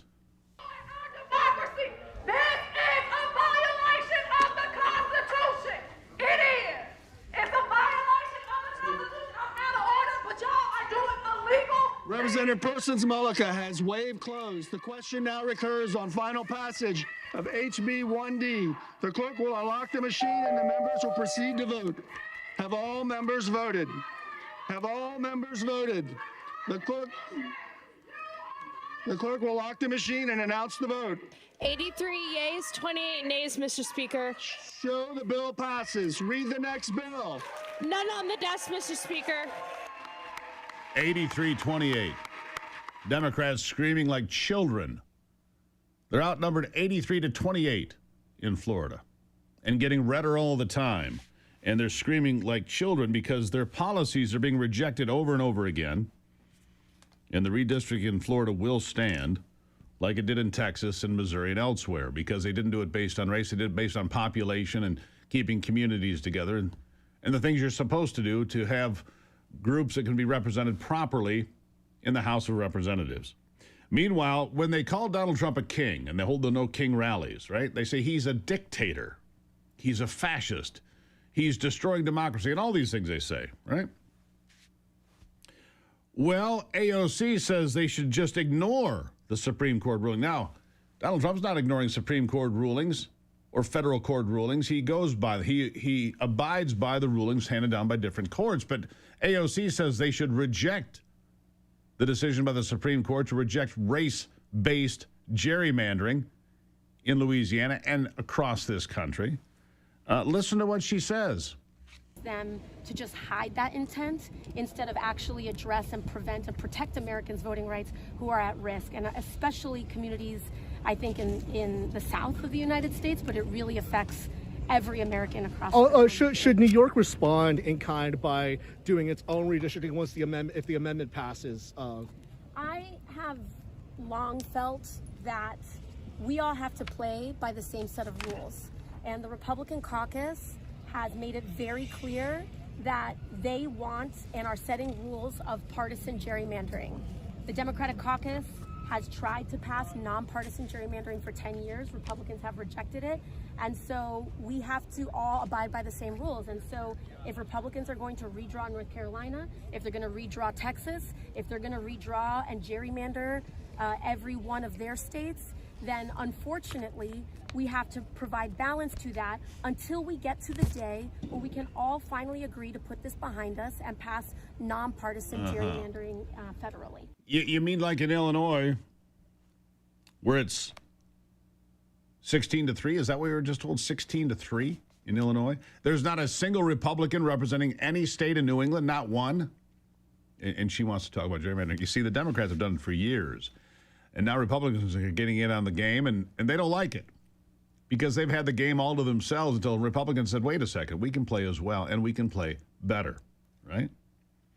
And when it comes to reporting on all of this, it's remarkable. I have an article in my hand from from ABC News. It came out right after the ruling yesterday. So the title of the article is 5 Things to Know About the Supreme Court's Landmark Decision on the Voting Rights Act. Okay. So I pull this up and I start reading it, and I get to about the 3rd paragraph. And it says, the Supreme Court has now declared that remedy unconstitutional. Because the remedy is, if they feel that people are being disenfranchised specifically because of race, you can't do that. But on the same token, you can't draw districts based solely on race, okay? Here's what the article reads. By holding that the intentional creation of a majority-minority district violates the Equal Protection Clause, the court turns Section 2's logic on its head. That's not news reporting, that's editorial. This is an op-ed piece parading around as news. It's garbage. That wouldn't pass a first-year journalism course in any college with any respect in this country. That is editorializing in the worst way. But there is some actual real reporting out there. From CBS News, I got this. Listen. So this ruling is a win, I think we can say, for Republicans. But legally, this is a Supreme Court that going back 20 years or more has been saying in case after case, a consistent line of cases, that the Constitution is colorblind. And that's why we've seen the Supreme Court do things like throw out affirmative action in college admissions. This line of cases very consistent with the court's ruling today. What about the midterms? I think this ruling coming today, 6 months after it was argued back in October, may come too late to have an impact on these upcoming midterm elections. I think the focus will be going forward, limiting states from considering race when they're trying to consciously and intentionally draw up districts to increase minority representation. That means, Major, that you might not have as many of those kind of ink-blocked states or states that have districts that zigzag like a Z, where they go from, like this one did, from Shreveport all the way down 250 miles to Baton Rouge, scooping up black voters along the way to, again, pick up voters to get enough black voters there to have that majority. Yeah, creating that gerrymandered situation. Here's a question for you. Are we raising a generation that's more connected than ever but less prepared for the real world? On the next episode of Forgotten America, Ivy and I talk with Dr. Leonard Sachs, physician, psychologist, best-selling author, about what he sees as a growing crisis in how we're raising our kids today. He says parents are failing us and failing our kids. Here's a preview. I want you to see this. It's important. Listen. So this culture of disrespect is an American phenomenon. And again, and why? The original subtitle. So the book is titled "The Culture of Disrespect," and the subtitle of the book that I sent to the publisher, the subtitle was "Why Most Kids Would Now Be Better Off Raised Outside North America." And that was a reference to the fact that American kids are now 10, 20, 50 times more likely to be on psychiatric medications compared to kids in Scotland, compared to kids in Germany, compared to kids in New Zealand. Well, if you're not a celebrity, you don't get to choose your subtitle, and they threw that out. Although they kept in the data showing that kids in America are much, much more likely to be on psychiatric medication. 40 years ago, that wasn't the case. 40 years ago, there was no difference in the prescribing of psychiatric medications for kids in the United States and kids in Europe. It's a great conversation. It drops this coming Monday, 9 a.m. Just search Steve Gruber on YouTube. Become a subscriber for free. Ivy and I having a great conversation about parenting in America and how it is failing. It has to do with obesity, devices, educational levels, common sense, all of it. Monday on YouTube. Search Steve Gruber. I'll be right back.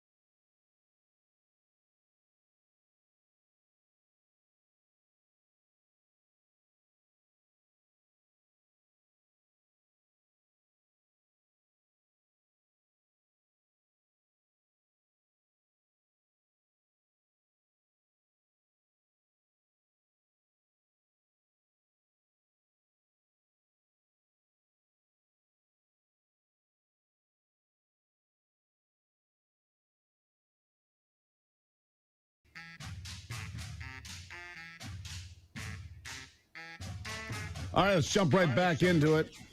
Ivy's diving into the conversation. Ivy, good to have you back again. Happy New Year.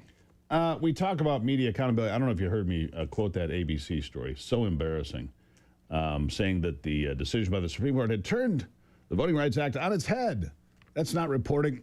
That's editorializing. But Yeah. there are other people besides you and I saying, you know, the media needs to be more accountable. It doesn't make sense to, create districts on just the basis of race. That's what you're referring to, right? Exactly. It's not legal. You can't. I mean, as the reporter from CBS pointed out quite clearly, the Supreme Court for 20 years or more now. I mean, how does one do that anyways? Well, they just take the urban districts and they'll take and make it like a snake through a state, and they'll pick up this big blue city and this big blue city and this big, and cut the state in half or whatever. I mean, that's what they did in Virginia to make it possible. They just put tentacles into the deep blue areas to offset any red votes you've got on the other side that are, urban or rural voters or whatever, suburban or rural voters, anyhow. But I want you to hear this. A young woman calling for media accountability this is a woman who has dyed hair, a tongue piercing, doesn't look like your average conservative voter to me, but maybe I'm a little biased, right? Listen to this. If you stay to watch the video, please tag him down below, share, and repost so we can try to get this to him as quickly as possible and hope that he can do something with this. President Trump, as a supporter who voted for you 3 times, I am hoping and praying that you will revisit what Barack Obama and Joe Biden got rid of back in 2013, which is the Smith-Mundt Act, which held news corporations accountable for lying to the American people and spreading propaganda instead of truth. I think instead of bringing it back as a Smith-Mundt Act, you name it the Charlie Kirk Act, you make it a law, and you make it damn near impossible for these people to continue to lie to the American public, which has brought chaos, hatred, division, and anarchy all across this country. What do you think of that? That's interesting. I think that there might be a problem with who enforces it, and then it will just ebb and flow on who is in power. Am I wrong? Well, in this regard? It was there for decades. Was it? And then they got rid of it because it prevented news operations from putting out propaganda. Who got rid of it? Barack Obama. Ah. In 2013, along with his vice president, Joe Biden. Right? And since that, I mean, you've seen the incredible lurch left in media. Absolutely. Ever since then. So, it's... Well, it was beginning to happen, if memory serves, when you were at NBC. It did. And that's one of the reasons that you actually left NBC is because you began to see what was coming. And you're like, I'm out of here. I can't deal with this. Well, just to share a quick story from my time at NBC, I was told, people knew I was a gun owner, and I did some outdoor television at the time. I was not allowed to do any stories involving guns. No gun stories. I'm like, why would that be? They were questioning my credibility and my integrity. And yet there was a main news anchor at that station, NBC4 at WCMH Columbus, Ohio, who did a 3-part series on gay rights, which is okay, fine, that's fine. But her brother was gay. He had just died of HIV. But so there was no conflict of bias interest there. for her. Yeah. But and in 15 years of doing news on television, I worked for ABC affiliates, NBC affiliates. In Columbus, I worked for NBC directly. I never retracted a story. I never had to.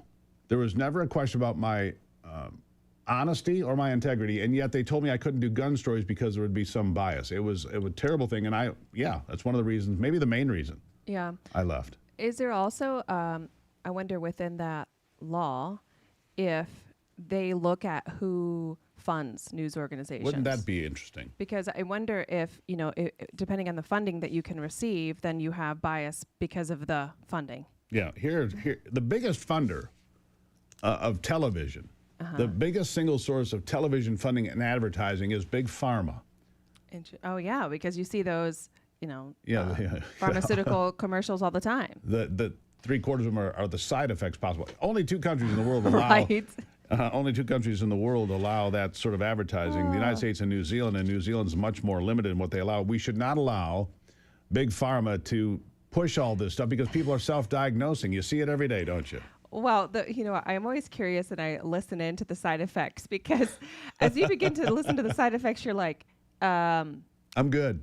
Anal leakage. And I can go on the like really ridiculous, crazy ones that you're just like, why would I ever take this stuff? I don't want that leakage. I'm just going to throw that out there. Yeah, I'm with you.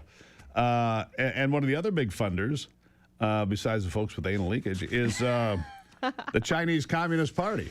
Yes. I mean, they fund media all over this country. And then you look a little deeper. You go into these influencers being paid by AIPAC, so they're supportive of Israel and Jewish causes, or they're supported by Qatar, right, like Tucker is, and some of these other folks. So they're anti-Israel. I mean, just look where the money is coming from. And I've often said, look, if Ford Motor Company is your main sponsor, and something bad happens, I'm just using this as an example, and Ford Motor Company has something where their cars are exploding going down the highway, are you going to cover it properly and fairly if Ford Motor Company is your source of income? You're not. I don't think so. You're not. Yeah. When the sales department made its way into the news department, yeah, it changed everything. Well, it brings me back to thinking about the story we just put out there about the what you call the God switch in the Ford vehicles. Yeah. To just turn off your vehicles. Actually, you vehicles. sent me a video this morning that I found interesting. Was I think it was AI generated, but it was a tornado coming, and there was a son and his mom trying to get into the vehicle to get away from the tornado. Panicked. And the vehicle says, sorry, you need to do some breathing exercises in order for this vehicle to start. Like, there's a tornado. Get me out of here. In fact, I think we should play that video when you come back here in a little bit, because it's AI generated video to prove how dangerous AI is. It's an interesting video, but the vehicle saying, you are agitated. Your heart rate is elevated. You're not prepared to drive the vehicle. Yeah, there's a tornado coming.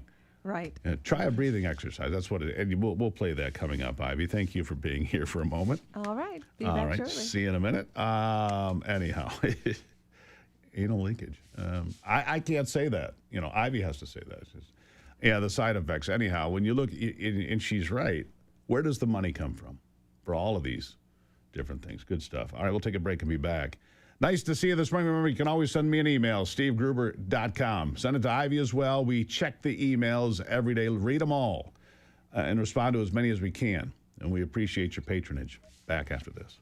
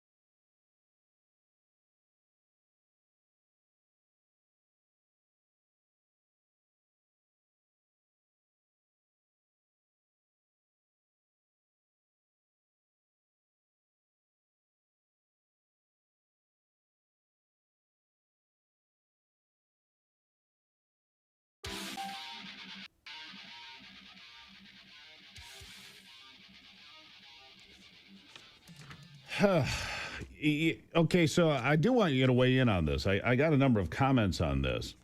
Look, here's the way this is done.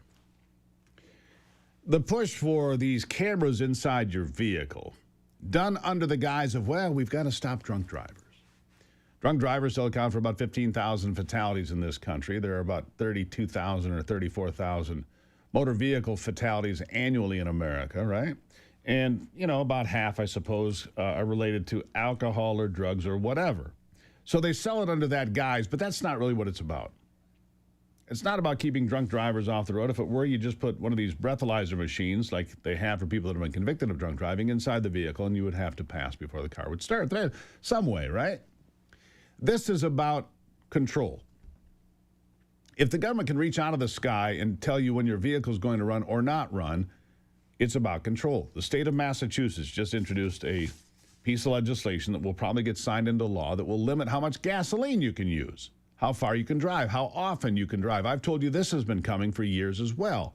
Esquire Bob thinks it's not serious. Of course, he didn't think the assaults on the First Amendment were serious either until he realized I was right, which I appreciate. He admitted it. And he'll admit it on this one as well sometime soon because they'll tell you when you can drive. He said that's never going to happen. It's going to happen, Bob.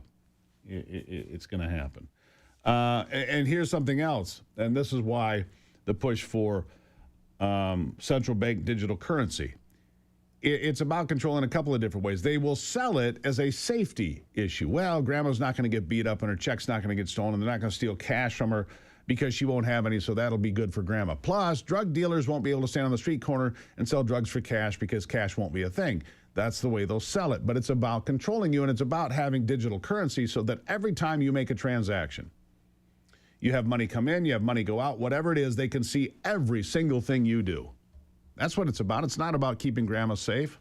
It's not about getting drug dealers off the street corner, but that's how they sell it. Oh, it's a good thing because it'll reduce crime. It's not about reducing crime. It's about reducing your autonomy. That's what it's about. Make no mistake. All right, let's see. Coming up in just a moment here, our next big guest on the program is, let's see, Wendy Block from the Michigan Chamber will be here with us to talk about business in Michigan and the upcoming midterm elections. Sit tight. I'll be right back.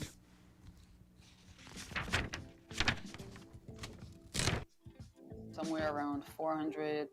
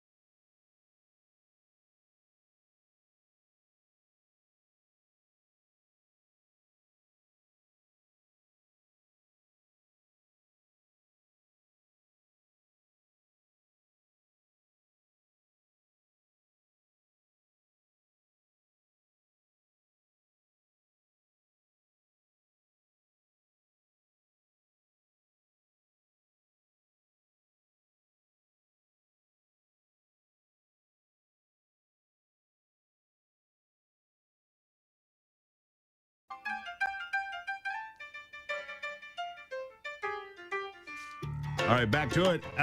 In the state of Michigan, I've learned, I guess I knew this, but it's nothing I pay much attention to, but every 16 years, according to our state constitution, there has to be a ballot question about a constitutional convention. Should we hold one? Should we change the Michigan Constitution, which has been in place, I think, since the early 1960s, if I'm not mistaken? But the political climate makes it a bit disconcerting, shall we say. Joining me is Wendy Block from the Michigan Chamber of Commerce, the most powerful voice of business in Michigan. Wendy, good morning. Good morning, Steve. All right, so the Constitutional Convention, this question gets, I guess, since last asked in 2010, if my math is right, and it'll be asked again in 2042. But this year you say, yeah, let's not do that. It's never actually passed, correct? That's correct. So our Constitution has an automatic kind of trigger that voters get to decide every 16 years whether they want to call what's a a constitutional convention. And they get to decide whether they want to call a and if they say yes, that means that the Constitution will be rewritten by 148 delegates that are subsequently elected by the people, and they will get to rewrite the Michigan Constitution either in whole or in part. We think there's a lot of opportunities here, but there certainly are a lot of dangers, and we are asking for voters to vote no on Proposal 1 of 2026. So it'll be Proposal 1, and it's automatically there. I wonder how the language, is the language the same every time, or does it have to pass, does it have to pass muster every time? Like all ballot initiatives have to be approved, right? The language has to be approved. Is it always the same? Right. Yeah, it's a little different than a typical ballot initiative where you have to go through a whole process to get your language on the ballot, and you have to get signatures to qualify. This is just an automatic question. It's asked of voters the same way every 16 years, and it is always Proposal 1 when it is appearing on the ballot, and it just frankly ask voters whether they do or do not want to have a constitutional convention. But if voters say yes, then that process starts to move very quickly. Within 6 months, we would elect 148 delegates, one for each House and Senate district, through primary and general elections, and that needs to happen by May of 2027. And then the if, again, the voters say yes on this, would convene on October 6th of 2027. They would have unlimited authority. There is no limit to the number of issues that could be considered by delegates to be put into our Constitution, and they have unlimited time to do their work. Ultimately, if they rewrite the Constitution, either in whole or in part, the voters will have a chance to say yes or no. Do they want this? Do they not? But this could insert a ton of chaos into the process. You think about just all of the bills that are introduced in a given legislative session. I think to date, there are over 2,000 bills that have been introduced in the Michigan legislature. All of those would be fair game to be put into our Constitution. And you could just think about the money that will come from outside of our state to buy various provisions in our Constitution, and the types of issues that could get put in our Constitution, like tax increases and a whole host of other things. Banning the Second Amendment. But, there's opportunity, too. There would be things that the conservative people would like to see happen, potentially. But there's a lot of risk because you don't know who's going to be there to take up that mantle. Correct. And the 148 delegates, who knows who that would be, right? It doesn't have to be people that are serving now. It could be me. Right. No, it could be anyone who has a special interest, or they just are interested in this process and serving. It can't be a current legislator, but outside of that, anyone can be elected as a con delegate. But of course, we don't know what the agenda of any of those delegates will be. And again, it's a question of this hasn't happened since before 1963. And so the question becomes, what is the ground game to get delegates elected? How do you ensure that your side, kind of in quotation marks, is successful to convince voters at the end of the day to vote for a Constitution that may include things that people like, but also things that people may hate or really dislike? And so this is going to just, again, create a ton of chaos. There's a lot of questions about what happens with the legislature in the meantime, because the legislature could pass a bill on one day and the delegates could turn around on the next day and say, we don't like that. We're going to do the opposite, and we're going to enshrine that into the Constitution. So just a lot of chaos inserted in this. from the business community standpoint, we are really concerned about the, again, the chaos, but the uncertainty that this will create as it relates to our business climate and what the future Constitution will look like, because policy matters, right? How businesses are able to grow and thrive really comes back to a lot of public policy decisions. And this idea that anything could change in our Michigan Constitution in the next few years is really, really concerning. Yeah, I would say, has it ever come close to passing? So the last time that voters were asked, it did go down by a 70% vote. It looks like the closest that it ever came to passing was in 2010, where 67% of people said yes. But again, I think people are in a different state of mind at the moment, right? Everybody's kind of frustrated with the status quo. There's a lot of hyper-populism going on, and we can see a situation where if groups like ours don't get out front and start talking about the dangers of this, that people say, you know what, that sounds pretty good. We should do this. And we just want to help people understand that groups from all sorts of political persuasions are kind of saying, not so fast. We really need to think this through. And frankly, we're going to encourage you to vote no. As well you should. I mean, I think there's some real things that could be changed in the Constitution that would be great and helpful and beneficial. But the risk, rolling the dice with 148 people that I don't have a good acquaintance with, concerns me. Let me shift gears real quickly. As we head into summer, gas, very expensive all of a sudden. More expensive than it should be. It doesn't make sense to me because oil was $139 a barrel in 2022. During the Biden administration, gas got to not quite $5. It's already $5 in Southeast Michigan this morning.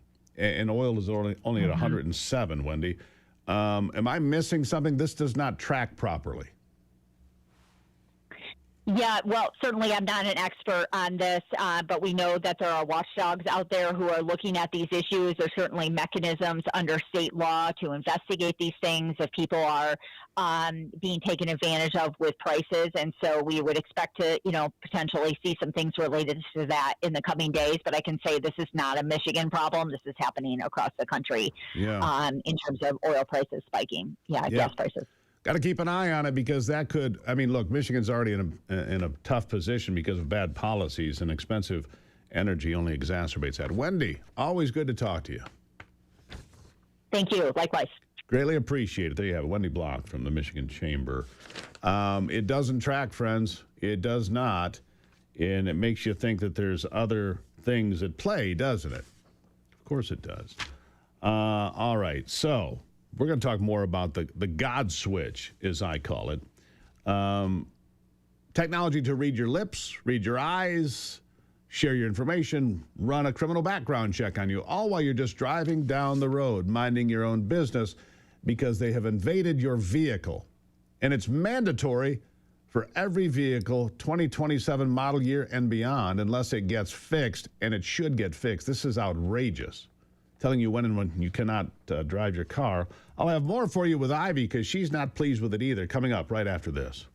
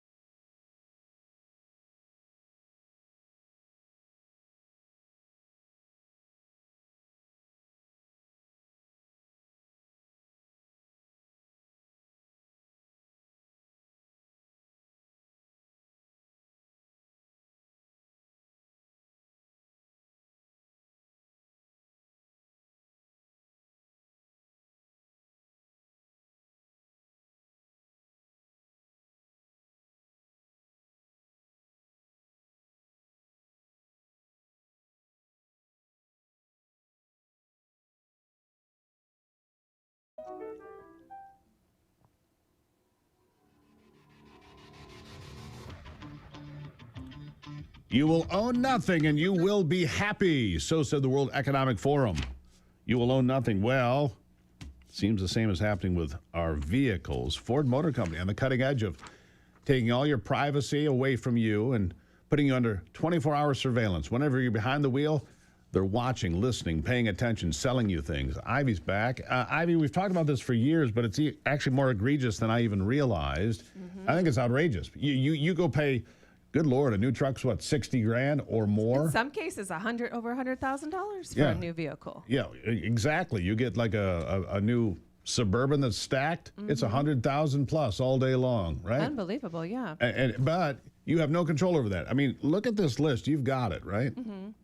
Yes, I do. And I think what happens is when you get into the vehicle and then you sign up for the infotainment, I think is what it's called. Yeah. Then you opt into all of these things, these monitoring systems.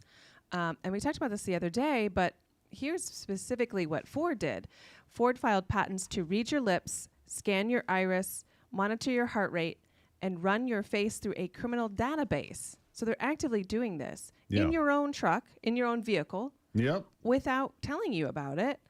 And then they're collecting data that they can track conversations. They can read your lips. Read your lips. They can read your lips. And there's like this echo technology, so they can the sound waves bounce off, and then they can detect what you're saying, and then they can sell your conversations to third-party data collectors who then are going to sell you stuff. And so Ford, and I'm sure other companies are doing this as well, but their patents put them front and center because they're selling your data to who only knows who. But when you sign up for that infotainment, as you said, Ivy, they didn't tell you that part when you signed the contract or when you bought a new vehicle, right? Didn't tell you that. No, they didn't. And this is really a big privacy concern for me because I love to go on drives. Steve and I, we love to go on drives. And we just think that this is the time in our life that it's just getting away. Right. It's freedom. And it's freedom, right. And then at the same time, without our even realizing it, and this happens on our phones too, but everything is being tracked. Everything. It's unbelievable. And I don't know if there's, if there's any opting out of this type of data tracking. Yeah. Well, you sent me this great video that I want to share with the folks. It's an AI video showing you how bad AI is in this scenario. It's a guy and his elderly mother facing a tornado coming at them. Right. Go ahead and roll that. That ain't looking good. Granny, we gotta go. You think?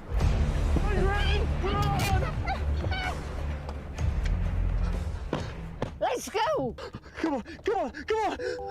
Due to elevated heart rate, high stress levels, and panic indicators, you're not fit to operate this vehicle. What? There's a tornado! Have you tried calming down? Daryl, it's getting bigger. Start the truck! Let's begin a breathing exercise. Inhale. Exhale. I'm not breathing right now. Oh, Daryl, do something. I'm trying! Analyzing driver condition, I've determined you I know what you're determined, but you're wrong! I am never wrong. Whose bright idea was this? Your government's. Granny, I have a feeling we're not in America anymore. Right. Uh-oh.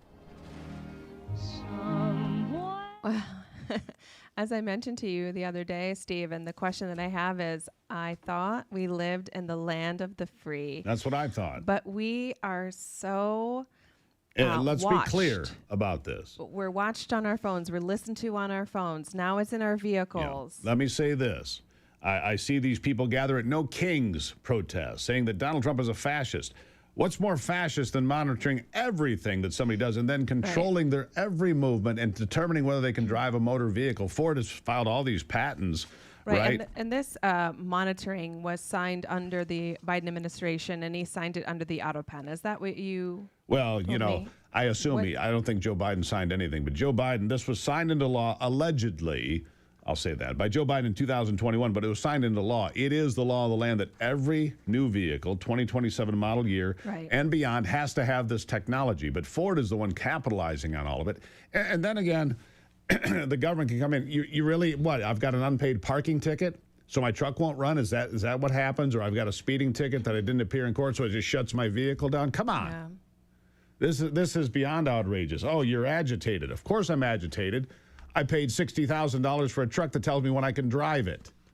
Unbelievable. Yeah, it's this has to be put down like a feral dog. Yeah. Is there an ability to reverse this? Well, because here's what you mentioned: when you sign your infotainment deal, you opt in. Mm-hmm. Is there any mechanism to opt out? That's my question, and I don't know the answer. I think there has to be. Hasn't there been new laws just put into place recently about data tracking and, like, especially on cell phones? Then you can opt out of your data tracking.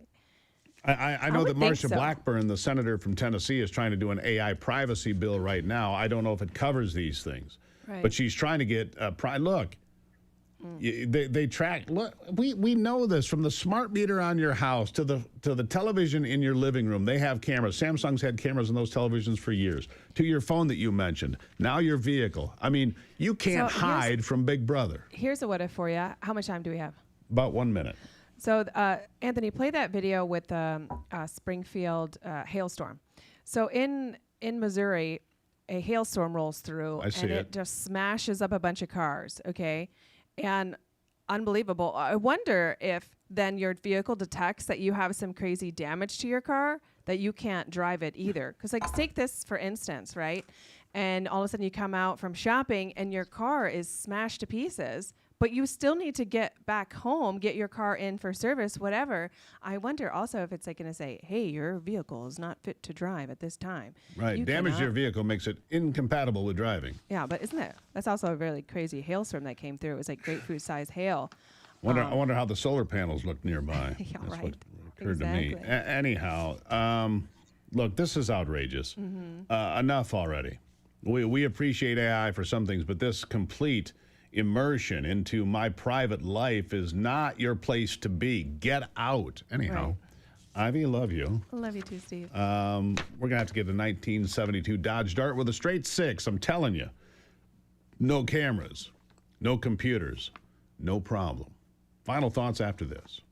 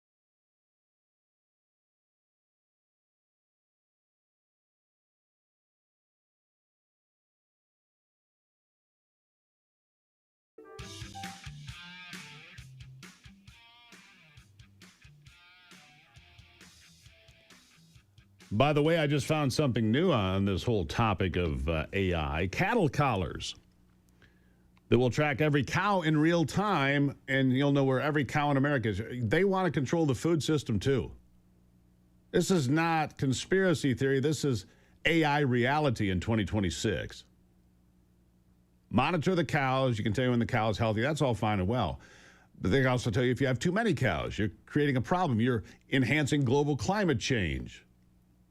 Global climate warming change, or whatever they call it today, right? First it was global warming, and then it was climate change, and now it's an ice age, and it's all nonsense. It's about control. Did you know American homeowners nationwide have over $32 trillion in equity, and cyber criminals are targeting it with a growing scam the FBI calls house stealing? House alarms, doorbell cameras, and deadbolts will not work against these thieves because they're not after your stuff, they're after your equity. If your title isn't being monitored, scammers can steal the title of your home by filling out some documents down at the county. Then they take loans against it or even sell the property behind your back, and you don't even know it until it's far too late and those foreclosure notices end up in your mailbox. And then the damage is done. The best way to protect yourself is triple lock protection from my friends at Home Title Lock. Triple lock protection is 24/7 monitoring. Alerts of any changes, and God forbid if the worst does happen, restoration services, no out-of-pocket cost to you. You can check on your home's title today and make sure you're not already a victim. Use the promo code Gruber at HometitleLock.com to make sure your title is still in your name. You'll also get a free title history report plus a free 14-day trial of their $1 million triple lock protection. That's 24/7 monitoring of your title. Urgent alerts to any changes, and if fraud should occur, they'll spend up to $1 million to fix it. Go to HometitleLock.com right now. Use the promo code Gruber. That's HometitleLock.com, promo code Gruber. HometitleLock.com. Maybe AI could protect us from that, but apparently not yet. Meanwhile, AI is watching you every day, more and more. I mean, walk down a city street in any big city in America. How many cameras are locked on you at any given moment? Walking down through New York City or Chicago or LA or Houston. Something to think about. Fight the good fight, my friends. Keep the faith. God bless America. Fight back against the man. Trust no one. Question everything. And remember, only you can save America.